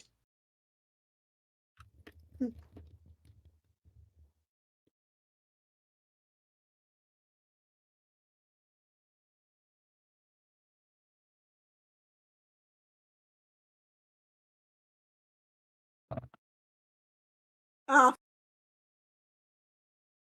I think you are the most honest and true person ever because I got a 90. I got a 30.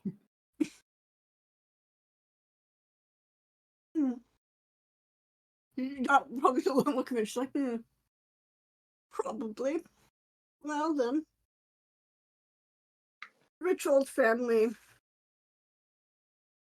Known to dabble in the occult. A lot of that here. I'm gonna like put my hand in my pocket, feel the garlic.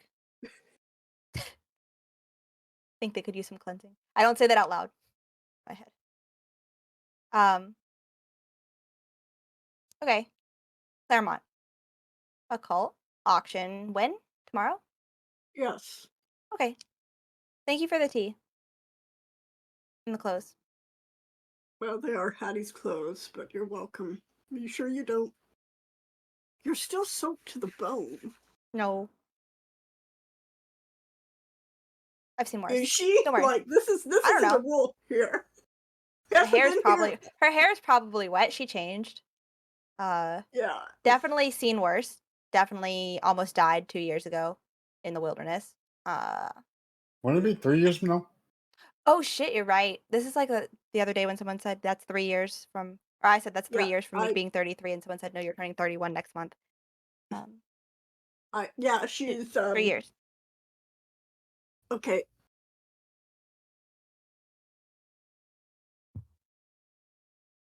I won't hold you, as I've said, but please consider staying until your hair is dry. At least it's very cold out. And both Hattie and Miss Tiffany would be rather upset if you froze to death on my watch. Not to mention I would be somewhat upset. I appreciate your concern, but out of the people you just listed there, I only consider one of them my friend. And I don't think that Hattie would mind if I left already.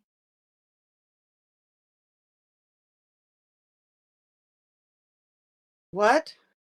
I need you to come here and make Miss Penelope feel bad about putting her life in risk. Hattie will like reappear from wherever she was doing her task and just be like, I don't know if Pip cares what my opinion is. I don't care what most people's opinion of me is. I'm not going to lie. Anyway, she's planning on going back out into the cold with her wet hair. Okay, well, we have towels if you need a towel. I don't, but thank you. You know it's supposed to get below freezing. It's actually probably getting there right now. For next couple of It's quite late in the evening at this point, probably like. There's a cold front. You're going to freeze out there. I have a place to go. Well, you can't have my. Can I do a psychology check on that? No. Can I do a psychology check on that? Because We already established I did. Oh, okay. Yeah. somewhere safe and dry that you could be there in under an hour? Yes.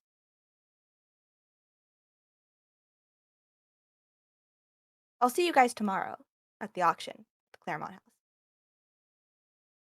But like I said, as an aside, I'm going to point out that you did not bother to ask me for the address. I can ask someone.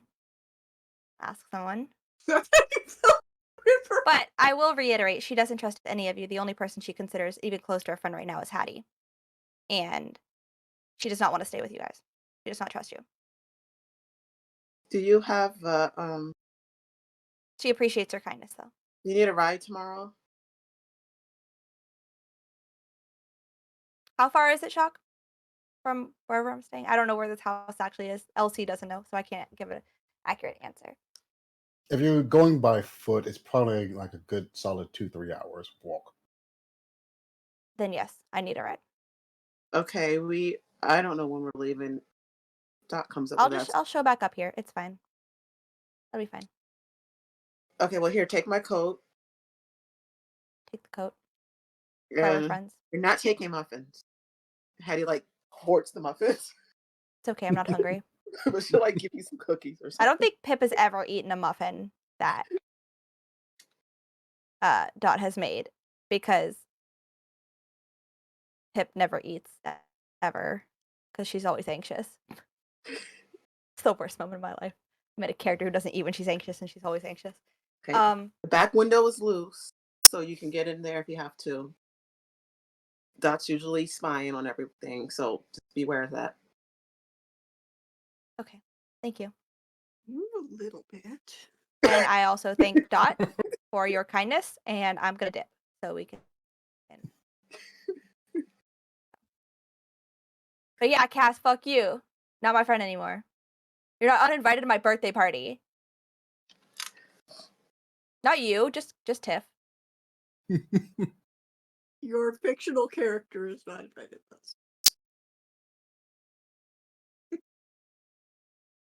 I gave her a birthday. I forgot what it was. We reverse engineered it.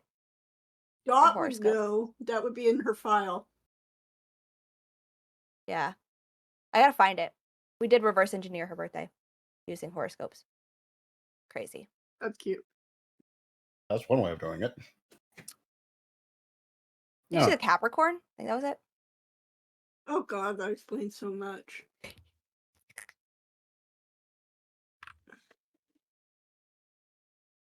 Okay, moving right along, as the only person who probably doesn't put that much stock into astrology here. Maybe. I don't know. We're an occult themed history stream. Yes, With that doesn't some mean I have to medical put stock knowledge. into a particular occult method.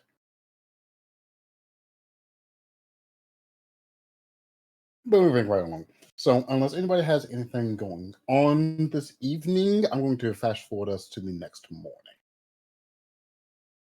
Did I search with Hattie? Do I know? Oh, yes, the search for information on the Claremonts with Hattie. I just remembered that today is canonically literally Tiffany's birthday in Oh game. shit! It's January Happy 6th. birthday, bitch! And Unfriended. Gio had the goal of asking you a favor. On my fucking birthday. Brought He me a didn't favor on my say birthday at my birthday Happy party. birthday. Like, Mm-mm. wow. Yeah, I didn't even say happy birthday. No. What a I mean, I'm fucking throwing the man dick. underneath the bus, but it's my own fault. I did not remember that detail. Oh. Would he have said if he'd known? Yes, he would have. Okay, then you're the keeper. You can say he did. Time is flexible in your bitch. Yeah, I'm not a big fan of retconning stuff, especially this far past the point. But yeah, sure, why not? Yes, I will retroactively say that he did open the phone call with "Happy Birthday." She ignored him. That's also expected.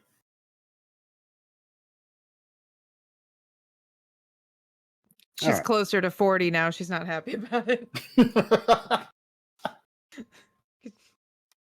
I have to change her age on the character sheet. She's no longer 35.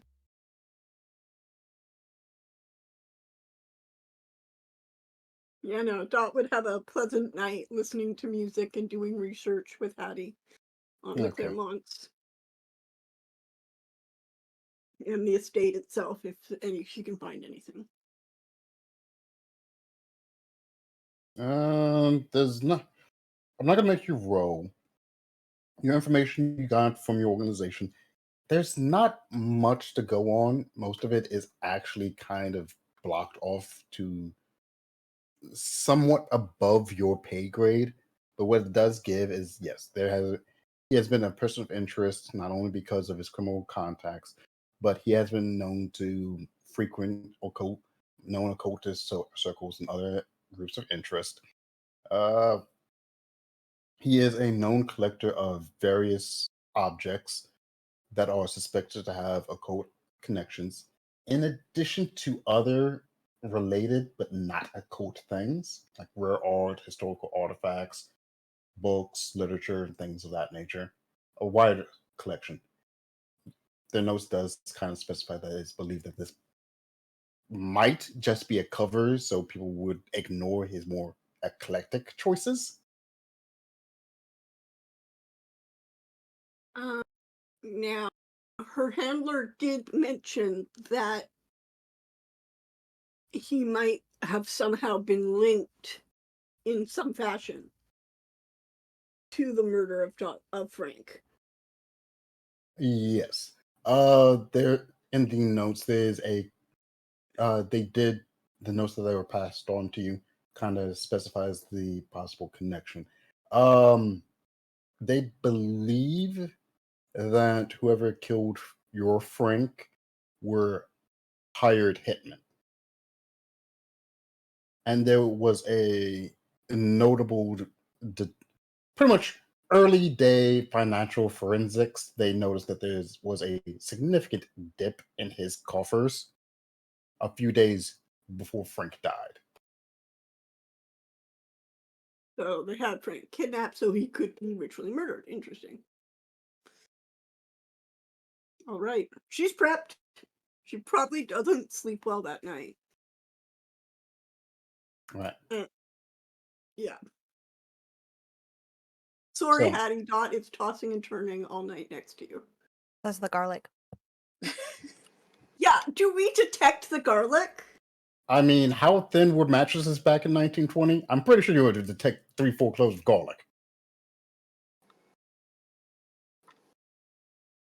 Hattie, darling, Yeah. did you put the garlic here? No. Why don't you go make yourself a cup of chamomile tea, and I will remake the bed. Has Hattie been making the bed since she put the fetish there? Yeah. Dot humors her and gets up to Dot's like Dot gives her a look of, Dot gives her that you're a terrible liar look. And gets up to go make herself a cup of chamomile. Do you want one? Hang on. What lie did Harry say this time? Hattie didn't lie this time. But Dot probably thinks she put the garlic there. Dot doesn't really care, but Dot definitely knows about the fetish or hex bag, or what would you call it? You could just. So she would know about the bag, okay? Yeah, she would know about the bag, but she's letting Hattie think she doesn't. Whether Hattie believes that, or it's just, if this is their version of the white lies couple tell to each other, then that would suit them. But no, Dot would just be like, yeah, okay. Well, since Pip is the only person who's been in the house other than Hattie and Dot, she's going to assume that Pip put the garlic there. And she doesn't know why. She's just going to remove it.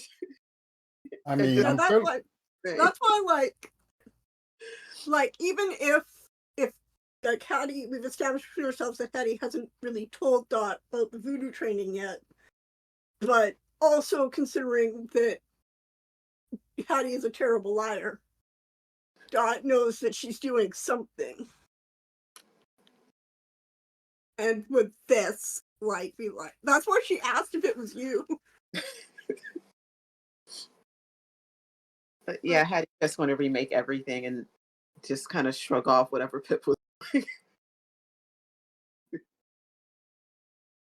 all right.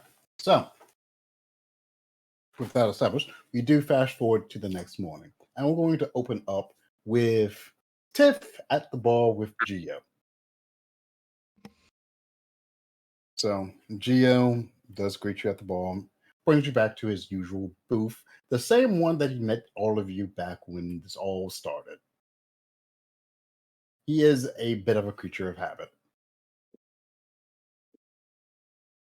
I know you're looking at me. All right.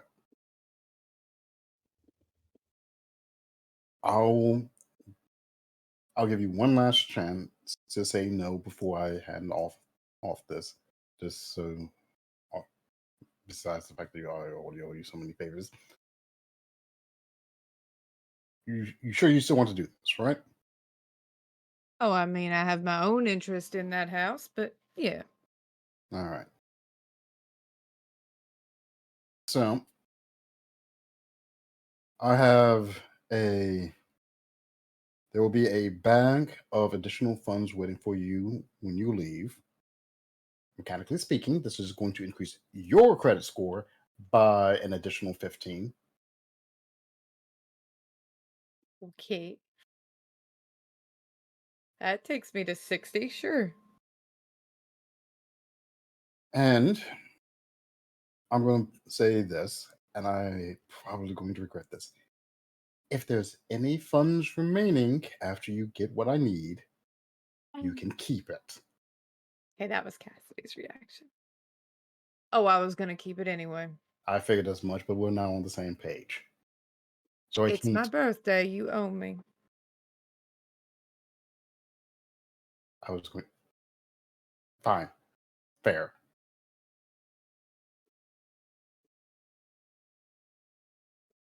Okay. So there are a few things I need you to make sure that you get at the auction. There is a recreation of the David. It's hollow inside. There were some very important. Where is it hollow, Gio?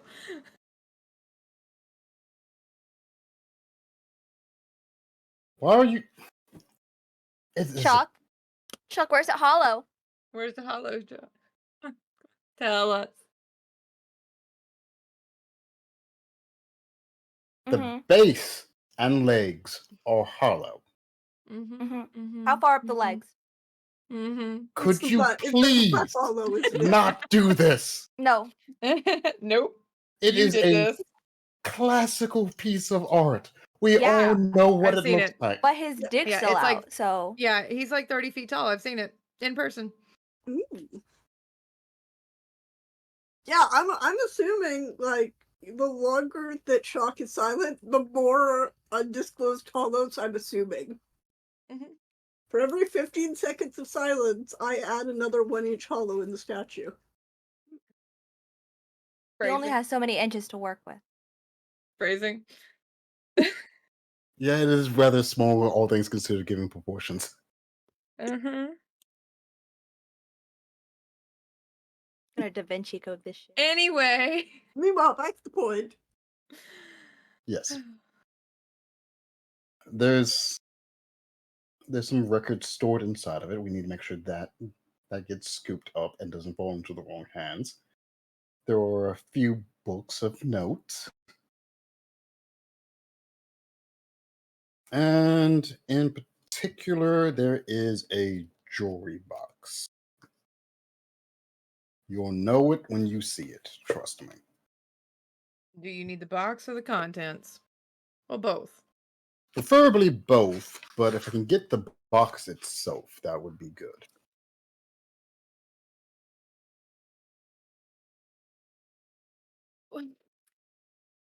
Now, on the front of the books, we need there's a few classical treatises, some fiction, some first prints, but in particular, we need one. Hang on, just double checking, make sure I'm going to be giving you the right name of the book.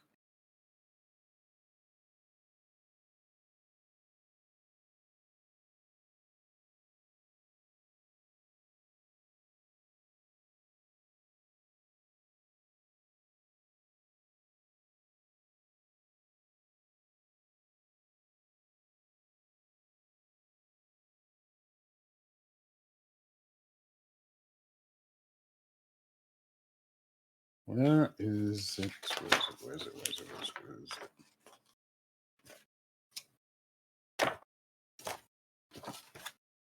You know, you have a list of them in here. There you go.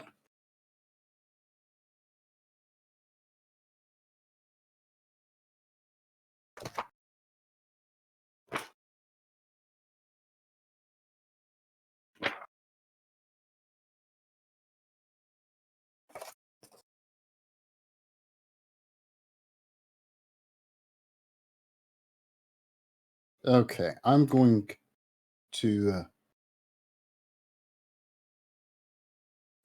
butcher some of these, but in particular, there's a copy of a book known as the Liber Ivonis.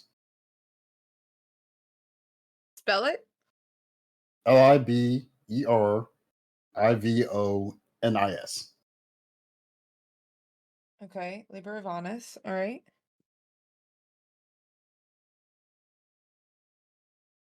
All right.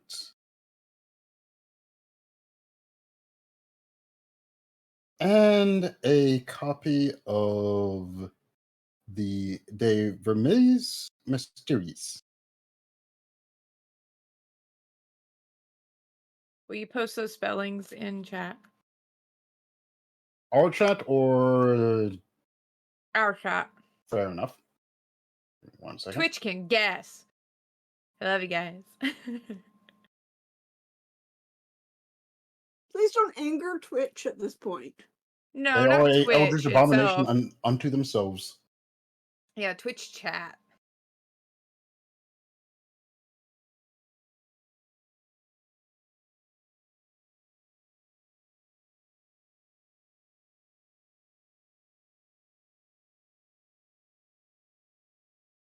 There you go. Those are the two books in particular that Geo wants you to get.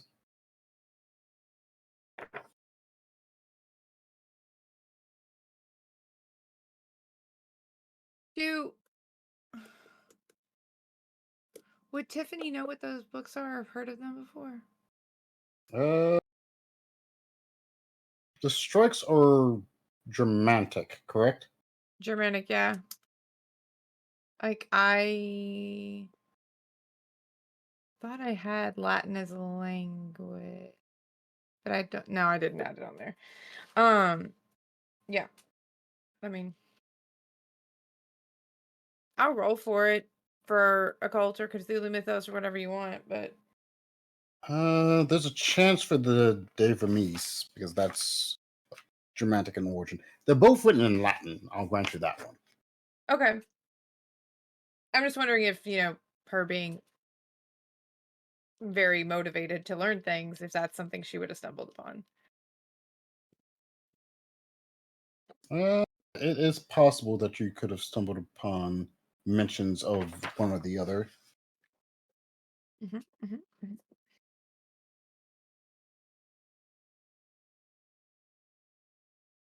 All right. So, yep. Give me a Let's go with Let's go with an occult check to see if you are familiar with either one of those two.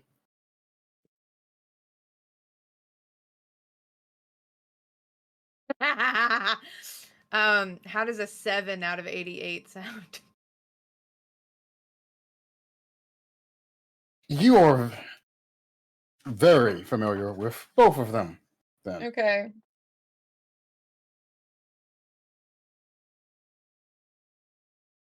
And you are aware that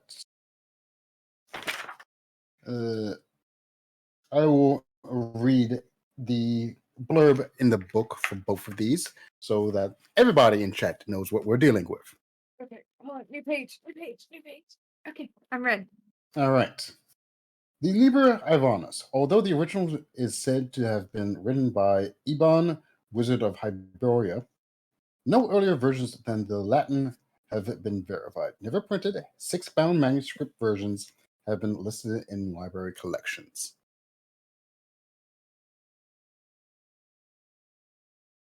Okay.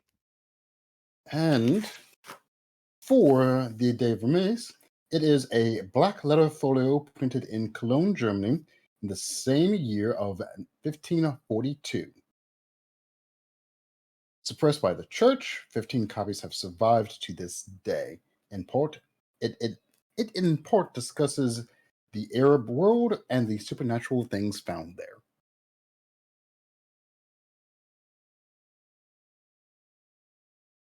Mm-hmm. Okay.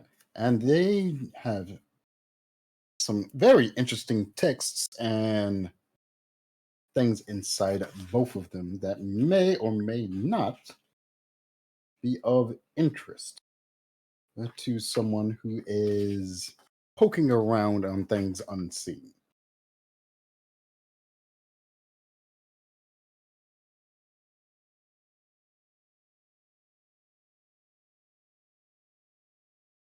She will lean across the table and look at Geo.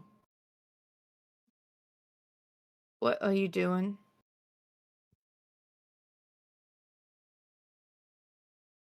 It's not what I'm doing. Some of the bigger families up north are trying to get their hands on these, and they are willing to pay a very, very pretty penny for them. How fast do they need them? And by that I mean, could I have a look at them first?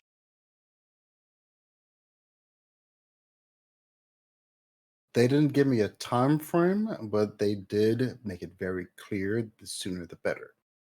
However, if it gets a little lost in transit, that is of no concern of mine. Great. Franz copies fast. Geo, what family? You said the plural, but they don't work together that well. What family?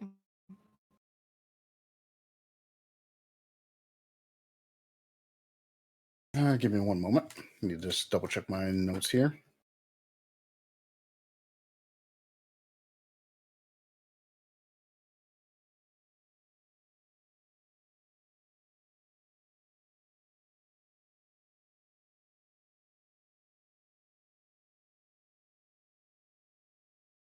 In particular, it was the Luchesas. Mm-hmm. Mm-hmm. Mm-hmm.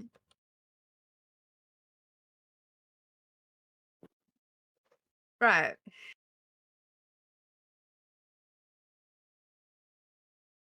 All right. Fine. I'll keep him for a week, long enough for Franz to copy them all down, and we'll send him up north.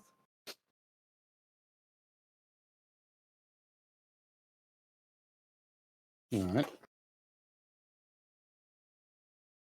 If you do come across any other texts of dubious nature, Feel free to scoop them up. I don't care. If you want to tell me, I'll pass the word along, see if there's a bounty on any of them. You assume I won't keep them for myself, but you know. Who knows?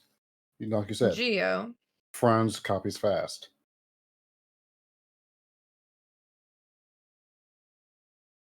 you haven't asked me about the house explosion, and I find that a little strange.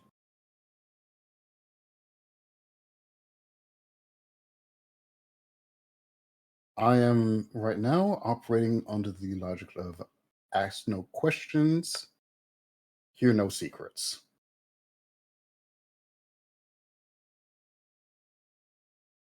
Whatever happened in that house, I don't care. I don't want any part of it. My dreams are fucked up enough as it is. Hmm.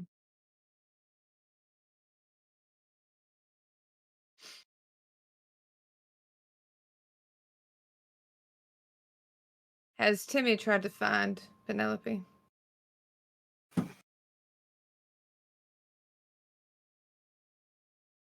I will admit, if he has, he's not doing it directly. He's playing it smart. There have been a couple of my guys who have heard rumors of other people looking for her, but I have made it a standing order to misinform and misdirect anyone who's looking for her. Don't. Don't? No. Tell him exactly where she is.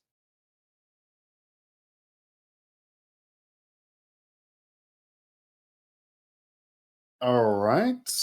I don't know what kind of cat and mouse game you're playing with this man is, but I'll Oh, pass it along. I'm neither the cat nor the mouse.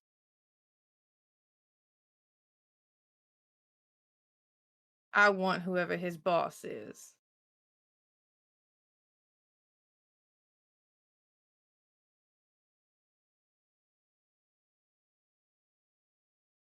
Fair enough. I'll And I pass know on you the were message. attached to Penelope. You shouldn't try to save her. She made choices long before she met either of us. So have many of my boys, but that doesn't mean I'm going to let them take the rap if I can help it. Gio, would it surprise you to learn that her kill count is higher than mine? I find that very hard to believe. So did I.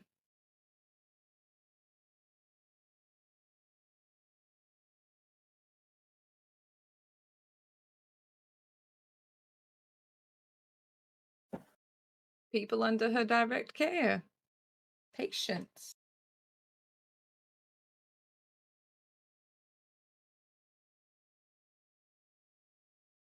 For your own good, stay out of her way.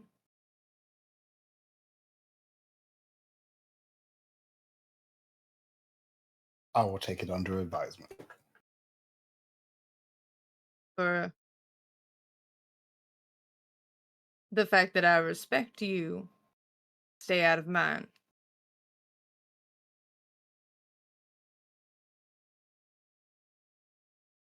See you tomorrow with my collection, Gio.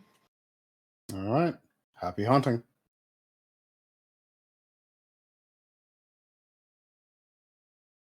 Yep. You leave the bar, you get the bag of extra cash, and you're on your merry way. I know that. So the question I do need to be clarified.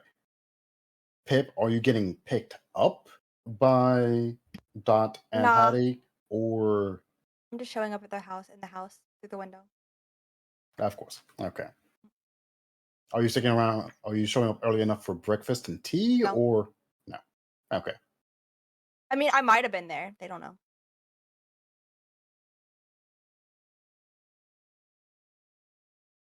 Just how feral gremlin are you going to be? It's not feral. Doing anything. Just like to see other people before they see me. Squatting in someone's house overnight kind of does Oh, take not that to feral overnight. gremlin ever. Not overnight. They're during breakfast, but Fair enough. I'm not like under their bed, like hiding out, creeper. I just like to see people before they see me. Yeah, but breaking and entering does take it to a whole new level. I've been breaking and entering this whole character. That's my To be- MO. Hattie said within Dot's hearing that she'd leave the window open. Yeah. For- There was an Okay. invitation if I was a vampire, which I'm not because I have garlic on my person. Okay, It's if for fine. more than 3 hours, do you still have the garlic? I guess not. I mean, probably forgot to take it out of my pocket. But I'm not putting it actively placed. I'm just gonna like reach in my pocket and be like, why the fuck do I have so much garlic? What the fuck? What was I on? Last time I do my own cocaine. Hattie saved your garlic for you. Like she Oh, put thank it. you. You're gonna give it back? Yeah. Okay. I'm gonna be like, what? Why? Good garlic. It's yours. Wait, the mania only lasted like 3 hours, right? Right. Yeah. Okay, just check. But if the garlic was there, and since Hattie knows it's Pip's, she would like be like, okay, well, I don't want her garlic. We have our own garlic. We have our own garlic. Here, she wants her fat garlic back.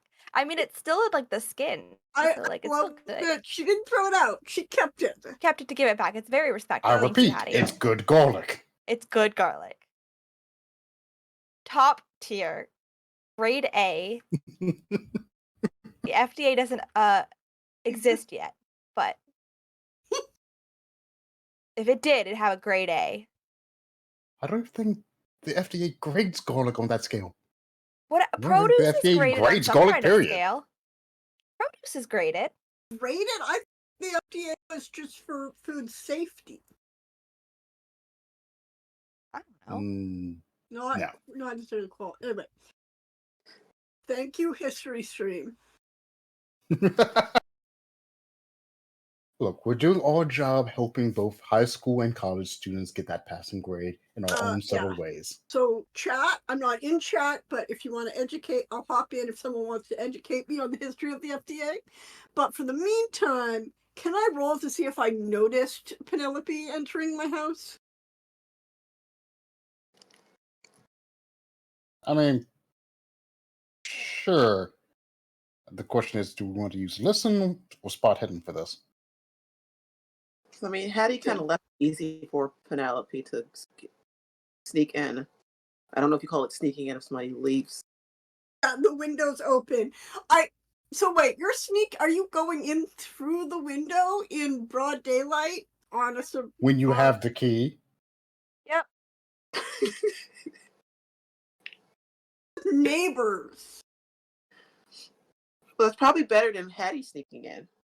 Hattie at night normally. Right, Well, but still, Pip was more socially acceptable to sneak in than Hattie.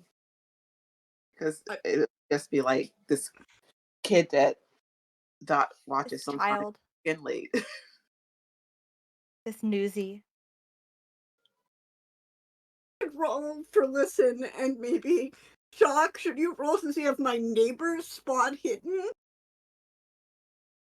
Sure, on why not? This feral child sneaking into a respectable house. I just assumed the neighbors thought it was some orphan child that Dot took in.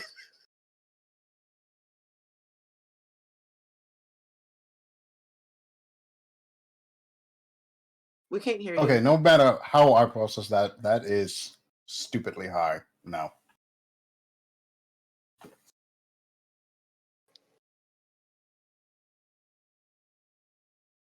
Okay.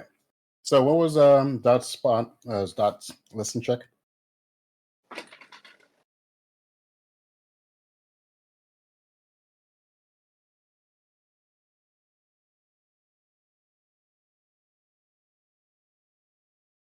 We can't hear you. Sorry, I keep putting myself on mute. I got a 63. On my spot hidden is 60.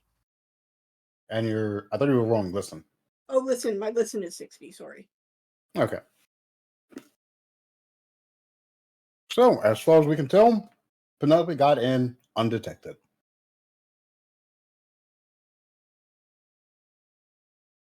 Congratulations. All right. Thanks. You're missing out on good muffins.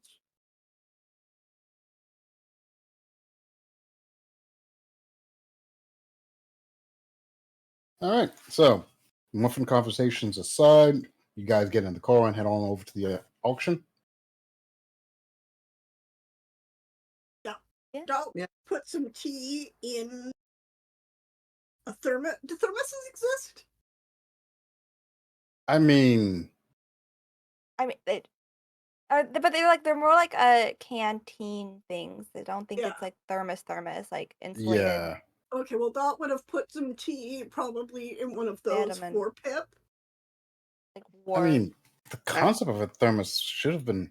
Yeah, there's a concept, but it's not Yeah, like the. 1904, so Like the Stanley cups, like the Yeah. the cups were like the early, like probably around this time. they had vacuum flasks then. Yeah. Yeah. So that would have been like a vacuum flask, probably. All right. There we go. She had 1913. So yeah. Yeah, so she would have had a thermos and put tea in it for Penelope. For Pip, and just have it there in the back seat. I mean, the vacuum flask is even older, 1892. Yeah. Mm-hmm. Yeah. So it would have been something for her to put the tea in to keep it hot. Yeah. I mean, it wouldn't have been a Stanley cup, so sorry, but it would have been something time appropriate. And Sorry. also that Hattie could have taken some muffins with her in a bag so she could have a snack on the way there. Yep. Became commercially available roughly in 1904 is what I'm saying. My brain keeps, when you say Stanley Cup, my Canadian ass brain just keeps going. The cup of war. Yeah, so Hattie's got a big hockey cup, a hockey trophy with her. She just like got it. I'm assuming she's Yeah, there was that time that Hattie won the hockey championships. It was weird. So I guess Tip's in the back and Hattie's in the front seat. Yeah, Hattie's in the front, and then. All right. Rabbit hole searches and wiki walks aside. Let's get this ball back on the road. We're not going to stay there for long, but. No, we're not. So, you all make it to the auction. The Claremont Estate is situated on a rather spacious plot of land, good solid 20 acres of isolated, beautifully kept greenery. The drive up, flanked by a series of majestic trees, their branches netting together to form a beautiful, if slightly ominous, archway. The building itself is old. 3 stories tall, of a older style, reminiscent of a made. I'm flipping my words here, but yeah, large spaces, expansive, and very old, but surprisingly well kept. There's already a small gathering of vehicles parked within the driveway by the time you get there. A handful of people milling inside and by the front door. All dressed in decent finery and their Sunday best. Let's see. I'm fairly out of the two technically groups. Who want to get here first? Dot and her Sure. car, Um, or Tiff? Me. Sorry, wait, question. Would Penelope have come in for the tea? Huh? The occult meeting? What? The occult meeting. It was before we were. Like after breakfast? Yeah. No. Oh, Hattie would have like left before then, and if she saw Pip, she would have like, that's just not bother their occult club. Yeah. Penelope has Sorry. had enough occult for right. Yeah, they would have stopped Honest. the meeting. Yeah. Yeah. Tiffany's getting probably showed up like 6 hours before the auction and has just been in there whether they want her there or not. Tea a little short and then headed over. All right. So, Tiff, you arrive first. Like I said, there's already a decent crowd of people mingling around in front and inside the building itself. The front doors are held wide open, allowing you to freely walk in. Do I recognize anybody on the way in? Specifically, a certain professor I stole a statue from.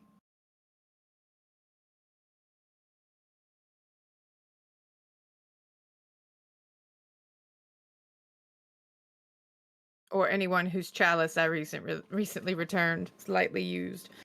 Give me a spot hidden. Oh, fuck me running. Okay.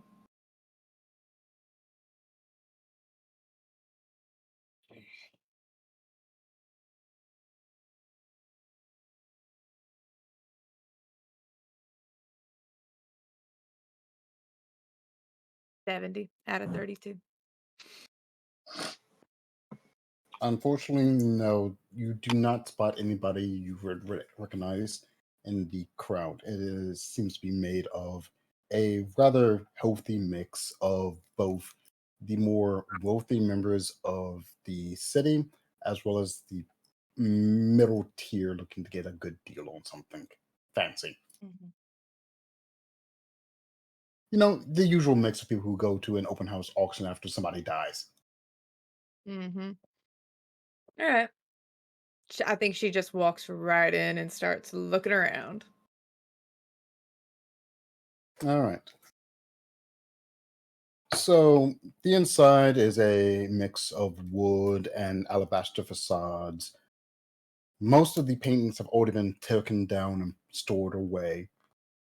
Faint outlines still stain the walls, though. There's a lot of spots that photos, paintings, and whatnot were taken down.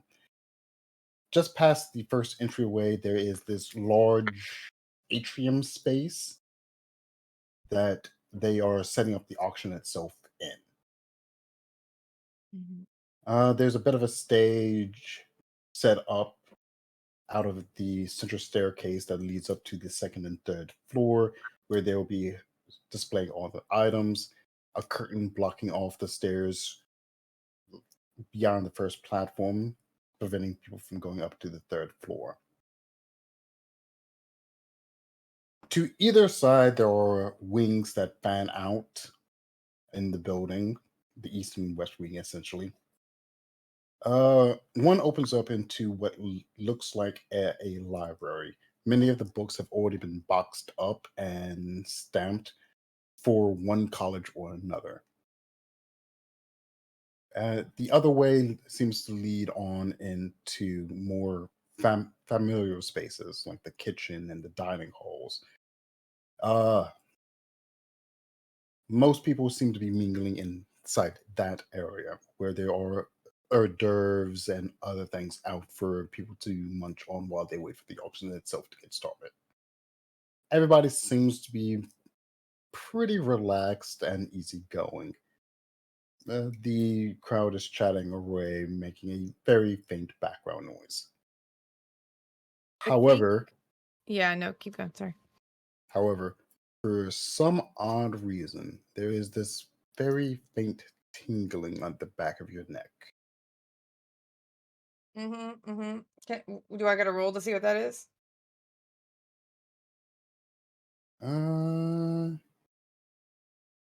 No, but I will say it like this. It is a distinct feeling that even though you are in a crowd of people, you specifically are being watched. So I think Tiffany hasn't left the house very much since the exploding house incident, and I think she has brought probably Franz and Oscar with her. So when she realizes that, she will turn to Oscar and say, "Someone has eyes on me," because he is her eyes at a distance. So I think she'll kind of tap him into keeping an eye on who's watching me, and then pull Franz along, and we're going to go find somebody who has a list of what is up for auction tonight. All right, we're going to come back to that in just a second. I would say it's not too long after that Hattie and Pip, I believe if I'm not mistaken, you guys left before Dot because you didn't want to deal with her occult meeting, correct? Kinda. She's got the car, so we Yeah. went by the car. We were just vibing. Yeah. Okay. I only have one car. All right, He's so the okay. three of you still arrive together. Fair enough. Yeah. You three arrive together. You see the same crowd, the same cars, and whatnot. Is there anyone from the society meeting here? Quite a few actually. Yeah, easy to spot a few people showing up for it. Not the entire society showed up. Like only a prominent few. Anybody from this where Hattie works there? Thankfully, no. But the society people are there, so I'm like trying not to be seen by them because I don't quite get along. Dot full on whispers in Hattie's ear. I will. Any of them you want, I will give them the worst case of the runs, dear. So, or I'm not going to leave. Just don't. I'm not going to talk.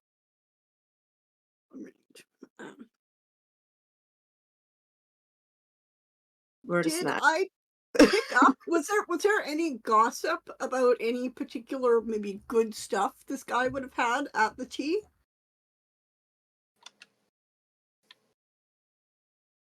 Some gossip of some incredible artwork that might be of interest that you may want to pick up, and some mention of there was his private collection of texts that several of the members did want to get their hands on. Anything about the house itself, like secret passages?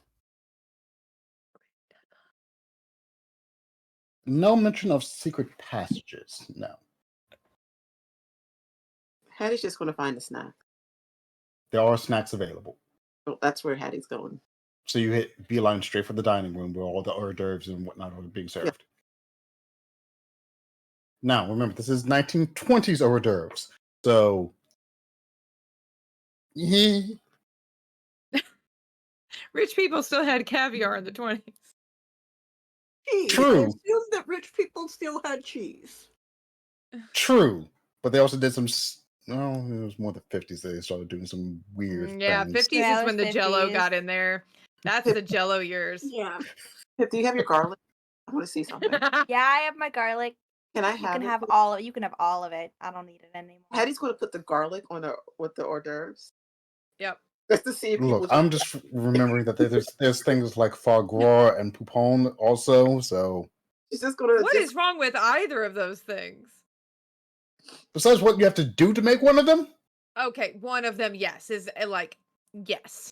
But She wants to see if people are just going to take the garlic like they assume it's one of them, and she's going to see if people are just like snacking on garlic. I assume with there being so many rich white people here that there would be servants in attendance. Mm-hmm. Mm-hmm. However, the question is, how quickly can you make it look nice on a empty platter, and how quickly will the servants notice it? I will just look at one of the servers and say, "I'm doing this," and then just arrange it on a platter.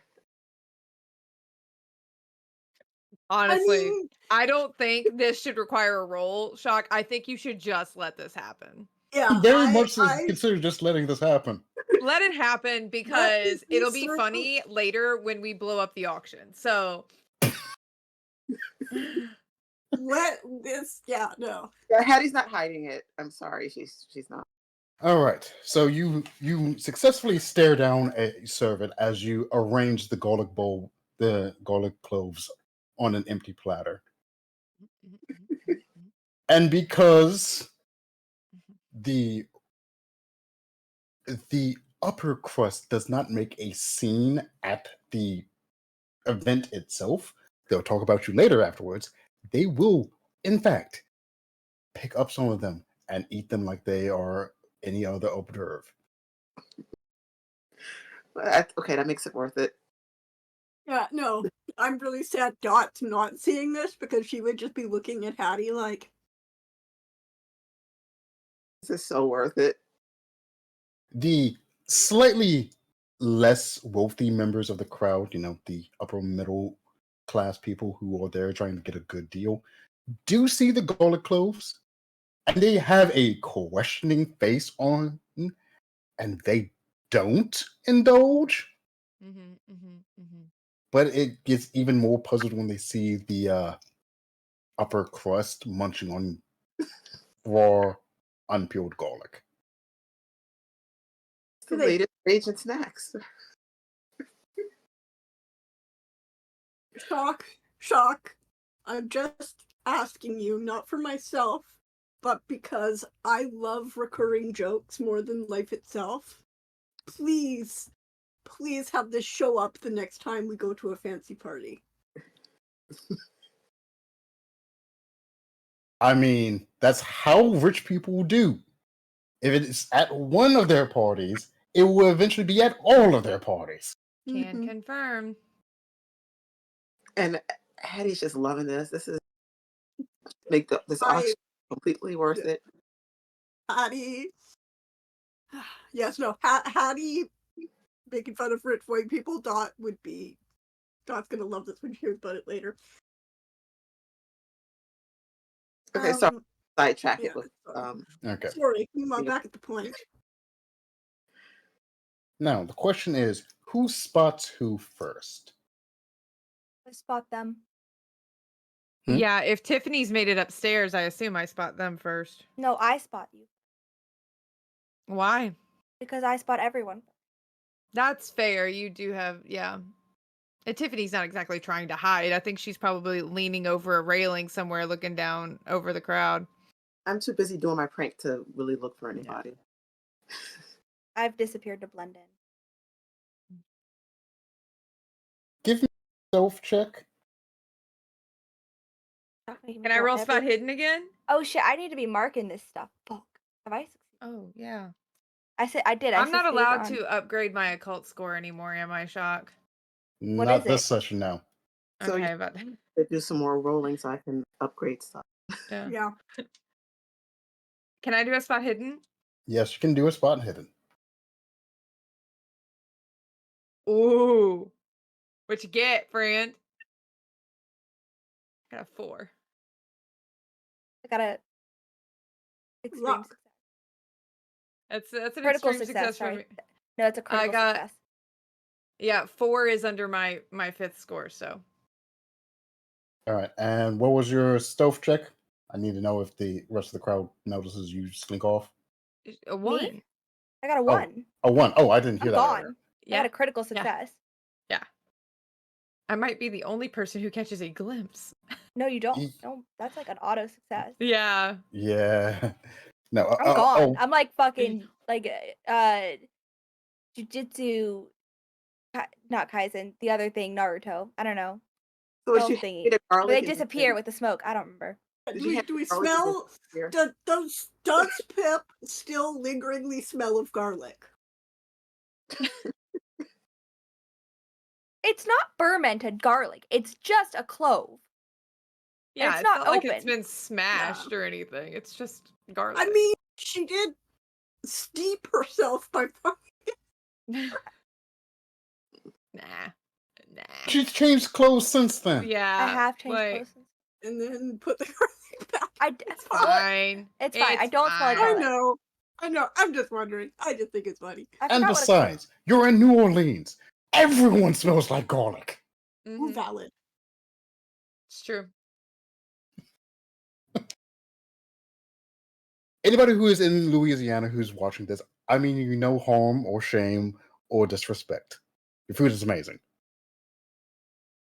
You can, if you feel disrespect, you can send us your garlic. We will put it to good use. Yeah. Mhm.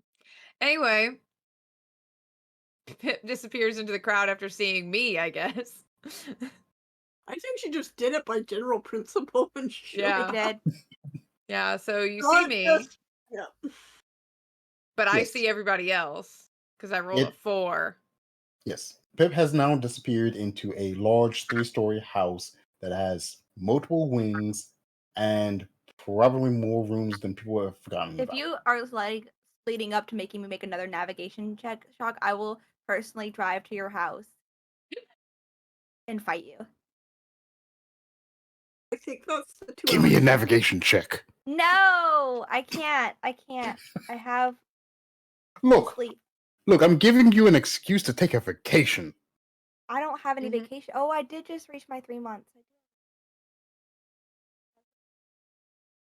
You want me to make? Where am I going? Oh no, I was joking. There's no need for a navigation. Okay. Can I make a spot check if I recognize anyone else? Sure, go ahead, make a spot hidden check. Oh my god, is Should Timmy here? everybody be making those? Yeah, if you want to see if there's anybody in the crowd Yeah. you want to might recognize. That we don't want to see? Yeah, we do. Yeah, we That's might a recognize- 31. Do or which don't, is it really below depends on my you. half. I heard below your half. hmm Mhm. I So, from your vantage point, Penelope, you do notice that there is one Dr. Alden present who is currently talking to some of the members of the staff who are gathering items from other places in the house. Thankfully enough, he has not spotted you. And what did everybody else get again? I got a 4. bizarrely don't have anything in spot hidden. So I did not beat it. I got which sucks, because I got a 34. I got a 20. You are aware that spot hidden starts off at a 25, Yep. and I you have got not luck. used any of your luck. Oh yeah, sure. I'll use my luck. I will use 9 points of luck to And then beat it. Janie, you got it too. That's fine. And my spot hidden's like 76. So. And wait, your spot hidden score is like a 76, and you rolled a what? 20. Oh, And I rolled a 4, which is under my 5th. So yeah. Janie and So- I see everything except Pip. Yeah, pretty much.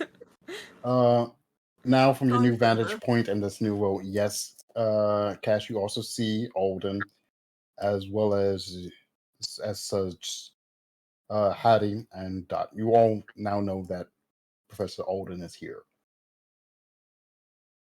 However, Mm-hmm.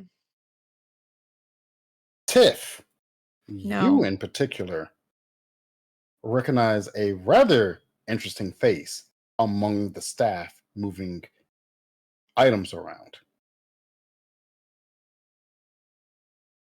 A particular Is it face. Timmy? It is Is it not Timmy? Timmy. Oh man. Who is it?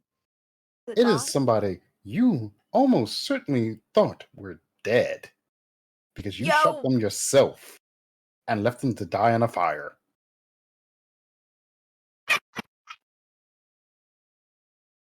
Wait a second. The motherfucking guys who had Otahay at the beginning? Yep, Both Yoda of them? McCarthy. Just No, the the old. Oh, is he looking at me? Is he watching me? he is currently not looking at you, but you do recognize him, and he does bear many a scar from that incident, particularly a scar on Good. his What a forehead good where you callback. shot him, and half his face does bear a rather bad burn scar. Wait a sec. I did shoot him in the head. I double tapped that motherfucker. How is. Oh, no. You only double tapped one of them. The other one was fine. There's zombies in the house. I'm gonna signal to Oscar, who I assume is like on the opposite side, and point down, and just. Oscar sees it, glances in the direction you point, gives you a subtle nod, and then kind of just melts into the background to take care of the issue. Mm-hmm. Is this one of your things, Shock? Hmm. One of your pylon things? Mm. Oh Yeah. yes. What LC is referring to is, as a GM, I do have a habit of what is known as a 32 Xanatos Gambit pileup, where multiple parties all having their master plans going off at the same time and conflicting with one another. Mm-hmm. Somebody, They were working for Alden. but somebody has a Victor Frankenstein shit going on. Mm-hmm. This is a zombie. Mm. If it's Well, a zombie. I'm thinking it's a zombie. Hmm. I mean, It's a actually, long a shot. fun fact, I don't know if the concept of zombies. Oh, it is. Hmm. It very Yeah. much is. Yeah. Because it's Haitian hoodoo. Yeah. Yeah, no, So. yeah, I've watched his cool lectures, and apparently, like, the concept of a zombie as distinct from a vampire is fairly recent. Well, the zombie. Well, it yeah. Yeah, Depends the on culture. zombies were. Zombie- Yeah, I know the Haitian voodoo concept. but if you look at some West African folk tales and Mm-hmm. folklore, there are zombie type creatures. Mm-hmm. They're not called Also, zombies. Yeah. go ahead. Yeah. Lainey, go ahead. But they're sometimes they're like ghouls, or Mm-hmm. there's even like a whole fairy, not saga, but like there's a whole lot of stories about someone who was like born from a zombie, and it's really cool. That is Sorry. very cool. No, Also, thank you. I love that. Scooby Doo Zombie Island takes place in New Orleans. Mm-hmm. It does. Yes. Is With the cat ladies. With Who's the the cat, cat ladies. lady? Mm-hmm. did he look? I know I haven't seen him, but did he Who? look undead or just? He looks I mean, scarred. he looks scarred up. But like I said, Cass, you only killed one of them. The other one was not double tapped, and we left him to die in a fire. This is the one I killed. I shot Alright. him in the head. And then left him in the fire.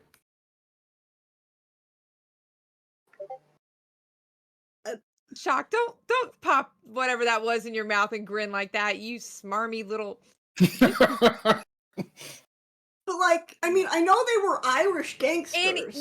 Anyway, moving on. Okay. So I see that. What does Janie see with Hattie's great success? All right. So, Hattie, inside the dining hall where you are munching away at the hors d'oeuvres and watching the rich folk munch on raw garlic for no good reason, you do notice a bit of an oddity over on the drink table.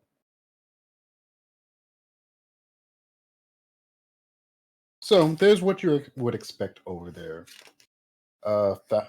pitchers of water, a newfangled contraption that turns a bowl of wine or punch into an endless stream, because, pumps are a thing. It's all fancy and whatnot. But in particular, there is a series of wine bottles all laid out. One of them, however, is completely unlabeled. The others all bear their sources and branding and ages proudly. But there's just this one dark bottle, faintly covered in dust, that bears no markings whatsoever. Is anybody watching it? No. So can I take it? Sure. It's among the free offerings for everybody here. Who's going to stop you from just picking it up? I am going to pick it up and try to examine it. I'm not trying to hide. I'm not trying to hide anything while I'm here, so I'm just looking at. Yep. Dark bottle, bit wider and sturdier of construction than your typical wine bottle. Looks positively ancient in your hands. However, it is surprisingly warm to the touch. Like, it's 1920s. There's only so much heating that can go around. But typically speaking, it still feels warm. Warmer than wine should be. If I pour a little into a glass, what does it look like? It is of a very, very deep red. What does it smell like?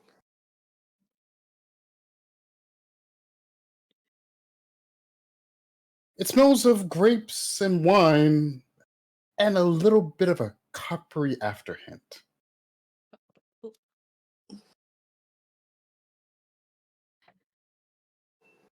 Shock, are there vampires in this fucking house? It's an open house. Yo, do I know my garlic? Would I recognize what this is? Is it viscous? Yo, only half the people ate the garlic though. You know what? We just walked into the Anne Rice episode of this game. We No, I think, like, well, only the rich people. So we have middle class vampires. Oh, eat the rich bitch. Let's go. Yeah. Let him cook. why I'm just wondering. It's like I recognize what this is. What's going on here?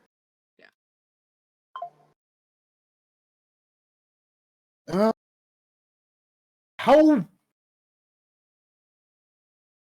Let's go with how cultured of a drinker is Hattie. She's had a Okay, lot. first of all, The first episode, remember, she was completely. yeah. She's drank a lot. She's probably So you would say Hattie knows her wines, yes, even the incredibly rare wines, probably especially the ones that barely ever get past Eastern Europe. Eastern Europe. Motherfucking Strigoi walking in this house. Yo, he's not a vampire though. I'm just thinking because she's Not that Strigoi. been drinking a lot. She's Oh, done a lot of actual work when she works.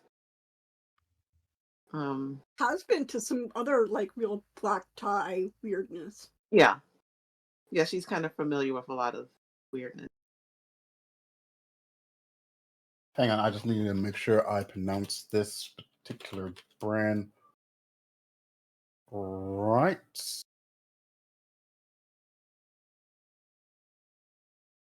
This is a real wine brand? Drops.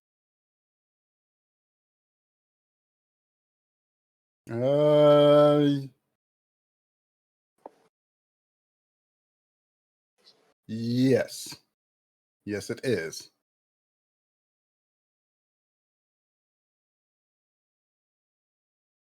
I am not going to be able to pronounce his actual name. I do not speak Hungarian. Put it in chat. Let's look at it. Let's see if we can butcher it together.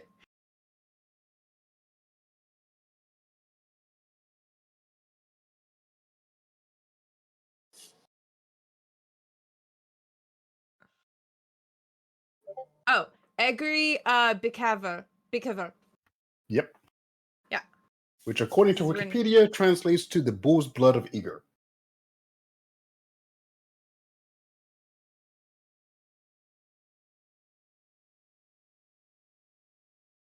And for those who are interested in knowing, the exact date of its initial creation is unknown, but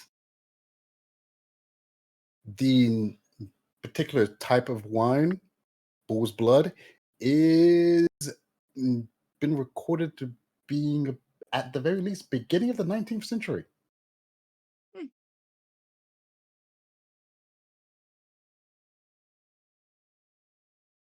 Okay.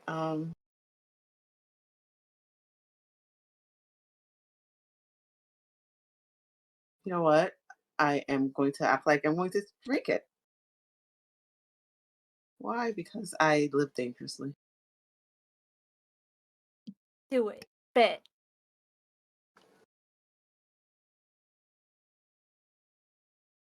Okay. So it is a very, very rich blend. The alcohol almost immediately hits you, and it does cling to your mouth and tongue much more than your typical wine does. It's almost slightly viscous in your mouth. So did I turn into a zombie? Description is whack. This is Did you just drink blood, adulterated. bro? Yeah. Bruh. Am I a zombie vampire now? Yeah. That'd be so cool though. Not necessarily, but I will have to note that you did drink the wine. Somebody get the garlic. He's making a note. You drank the wine. Yeah. Well, I said I Don't live drink the dangerously. Kool-Aid. I'd rather drink the Kool-Aid. I don't know about that. The Yeah, Kool-Aid's effects are at least Flavor-Aid. instant. It's the flavor aid that's the problem. Yeah. Now, for an alcoholic, do you manage to stop after the first? No. That sure is a question. Yeah. Do you keep drinking the? I'm gonna say it. It sounds like it's blood wine. Line. Blind. Thank you. Probably Wide. because Blued. of the alcohol. Okay. How much can Hattie drink before we speed up the effects of whatever this did? So you don't have to make a note. We just find out right now. Yeah. There's only one bottle on the table. What happens if one person drinks the whole thing? Hypothetically, of course. Wait, does Hi, that stop her? See her and stop her, or Yeah. Can I perceive her? the question is, are you pouring Actually, a you know, I glass don't or are you think- drinking straight from the bottle? I'm pouring a glass at least. I mean, it's Okay. a fancy option. She's being classy. All right. So, thankfully, by the time you are about to go to pour your second, one of the servants does come up and says that and takes the bottle from you gently, saying that this is a particularly rare vintage and it is just served for the entire day. We ask that if anyone indulges, they only do so with one glass. Okay. I have to just drink some of the other wine. Something else that looks expensive. They all look expensive. For the oldest looking bottle, that's not the one that they told me I couldn't have more than one glass. There's a bottle that's labeled that is from 1843. That's the next one I'm going to drink from. Okay.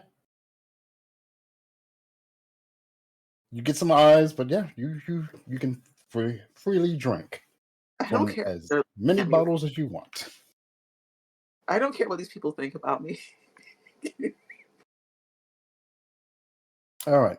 And as Hattie is indulging in her alcoholism, and Oscar is going to potentially try and kill what may, in fact, be unkillable. And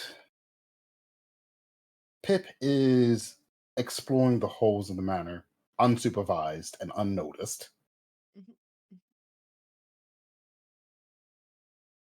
The holder of the auction comes onto the platform and calls everyone to the main atrium so that they may get started.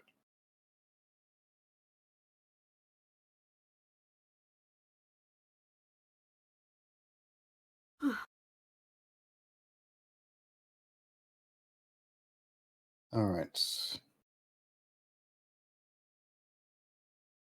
Welcome, everyone, says the speaker on the table in a loud, booming voice, getting everyone's attention. I am William Hawkins, the executor of Mr. Claremont's last will and testament. He had specified that after all provisions had been made in his will, any remaining items would be to be put up in an open auction, free to go to whoever desires them, with the proceeds being equally divided amongst a variety of charities and returned to the community itself. We have a wide collection of items here for sale, and surprisingly enough, the house itself was not listed to be bequeathed to any single person or entity upon his death. It is to be the capstone of tonight's festivities, and anyone and everyone is welcome to cast a bid. Please find your seats so that we may get started. We have a wide selection on display here and only a limited amount of time.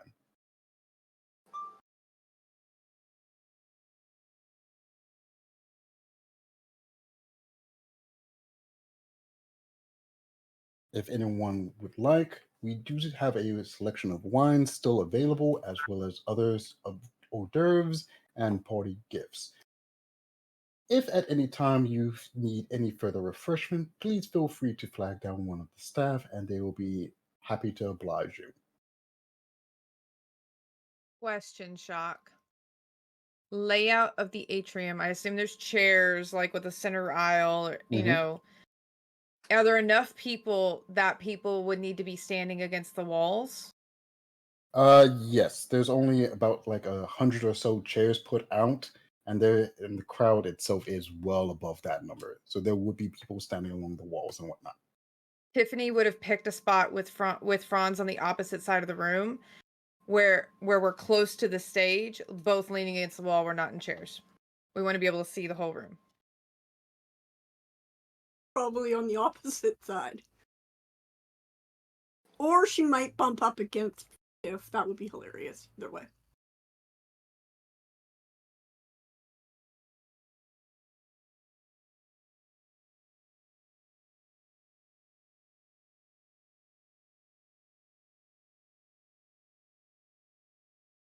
Okay.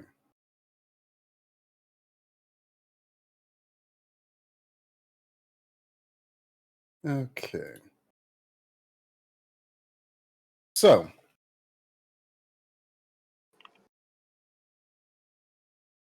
the first item we have on the auction table is this lovely set of paintings, all titled The Isle of the Dead by Totenesky. I butchered that name, I know I did. Toteneso. Toteneso? Yeah, Toteneso. It is a total collection of 4 paintings painted over the course of 5 years. Each a different version of a similar image.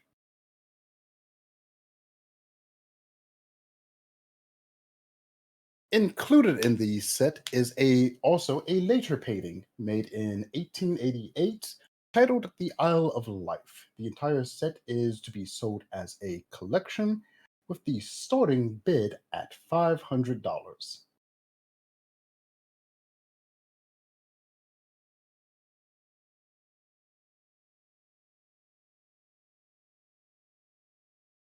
After he makes this, yes, all said paintings all brought out and presented out on the table. And a fierce bidding war begins. I think I was instructed by paintings, so I just watched this one. Mm-hmm. It proceeds to go along like this. Several paintings and sculptures and furniture pieces get carted out, bidded on, and sold for ever increasingly staggering numbers. And it goes on and on and on until a couple hours later when, all right, for this next item, it is from Mr. Claremont's private collection of texts and manuscripts. This one is said to be a award-winning play that was never successfully performed. Its authorship and date of publishing is unknown and has been in Mr. Claremont's collection for the last 20 years. It is only known by its singular title, The King in Yellow. Yep. That's my boyfriend. Where's Doc? That's my man. I know. Literally, like you said that, I was like, oh shit, it's the King in Yellow. My man's, y'all. Yeah, I guessed that as soon. Yeah. Yeah, Shock. Tiffany will bid on that. Dot will also bid on that. Before you do, he has a bit more to say. Before we open up auction on this particular item, it is to be known that there is an additional note. Whoever wins the auction of this item is legally obligated to perform this play in its completion within 1 year of purchase. If they are failed to do so, they are to be charged the total purchase price with a 50% interest, as well as the item being collected and donated for public use. Smash cut, we're changing systems. Fast forward 100 years. Welcome to You're to Impossible Delta Landscapes. Green. Literally. I Screaming. That's Shit. upsetting. Yeah. No We will bueno, open y'all. auction on this particular item as well at $500. And I as you don't all think decide a bid, I that, make the Bids Obi on do it. it. I don't know if she has the money or not, but she bids on it. as you all are discussing and deciding if you are going to bid on this, I do believe this is going to be an excellent point to stop. Yeah. Yeah. Yeah. Motherfuck. We go meet my boyfriend on my birthday. We'll do the play for your birthday. It'll Do the be play for my fun. birthday. I don't know if Guys, Patty I'm- has money or not, though. She I'll bid. be in New Orleans for Mardi Gras this year, which is the week after this next episode. So All right. Don't So, die. like I said, we're going to be wrapping it up here. I hope everybody had fun. We're going to go ahead and go into our outros real quick while somebody in either our tech group or the members themselves hunt down somebody to raid. I don't know if we're going to do that or not, but we're going to get that started. So why don't we go ahead and in reverse order get outros going, which means Kaylee, if you don't mind. This has been Kaylee. I play Dot, the 100% not a cop. Except she kind of is. And if you ask me, I will deny having said that. So, thank you all. I'm not doing anything except this right now, so I'll see you next month.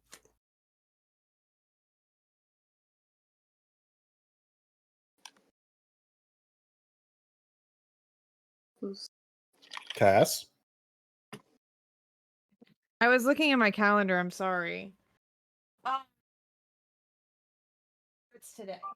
Okay. So tomorrow, Elsie and I will be on Deathmatch Island. I'm not in that episode. Oh, you're not? No, Rude. I just wanted to sit in the session 0 today. Rude. Okay. Elsie's trying to get me voted off of Deathmatch Island. It's not a voting system. I don't care. It's called Deathmatch we're- Island. It's fine. You die. Mm-hmm. Anyway, we're playing Someone- Deathmatch Island over on Lost Caravan. It's gonna be hilarious. The cast is ridiculous. And then next weekend on Sunday, I will be back over here playing Fragments of Tomorrow's Apocalypse, the City of Mist campaign. Everything's going so fine over there. And then I got a little break. And King's Gambit here on the 27th.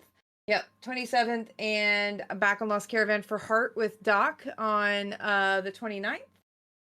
And then I've got some fun things dropping in February, so I'll be announcing those closer to time. It's gonna be fun. Yay, that's me.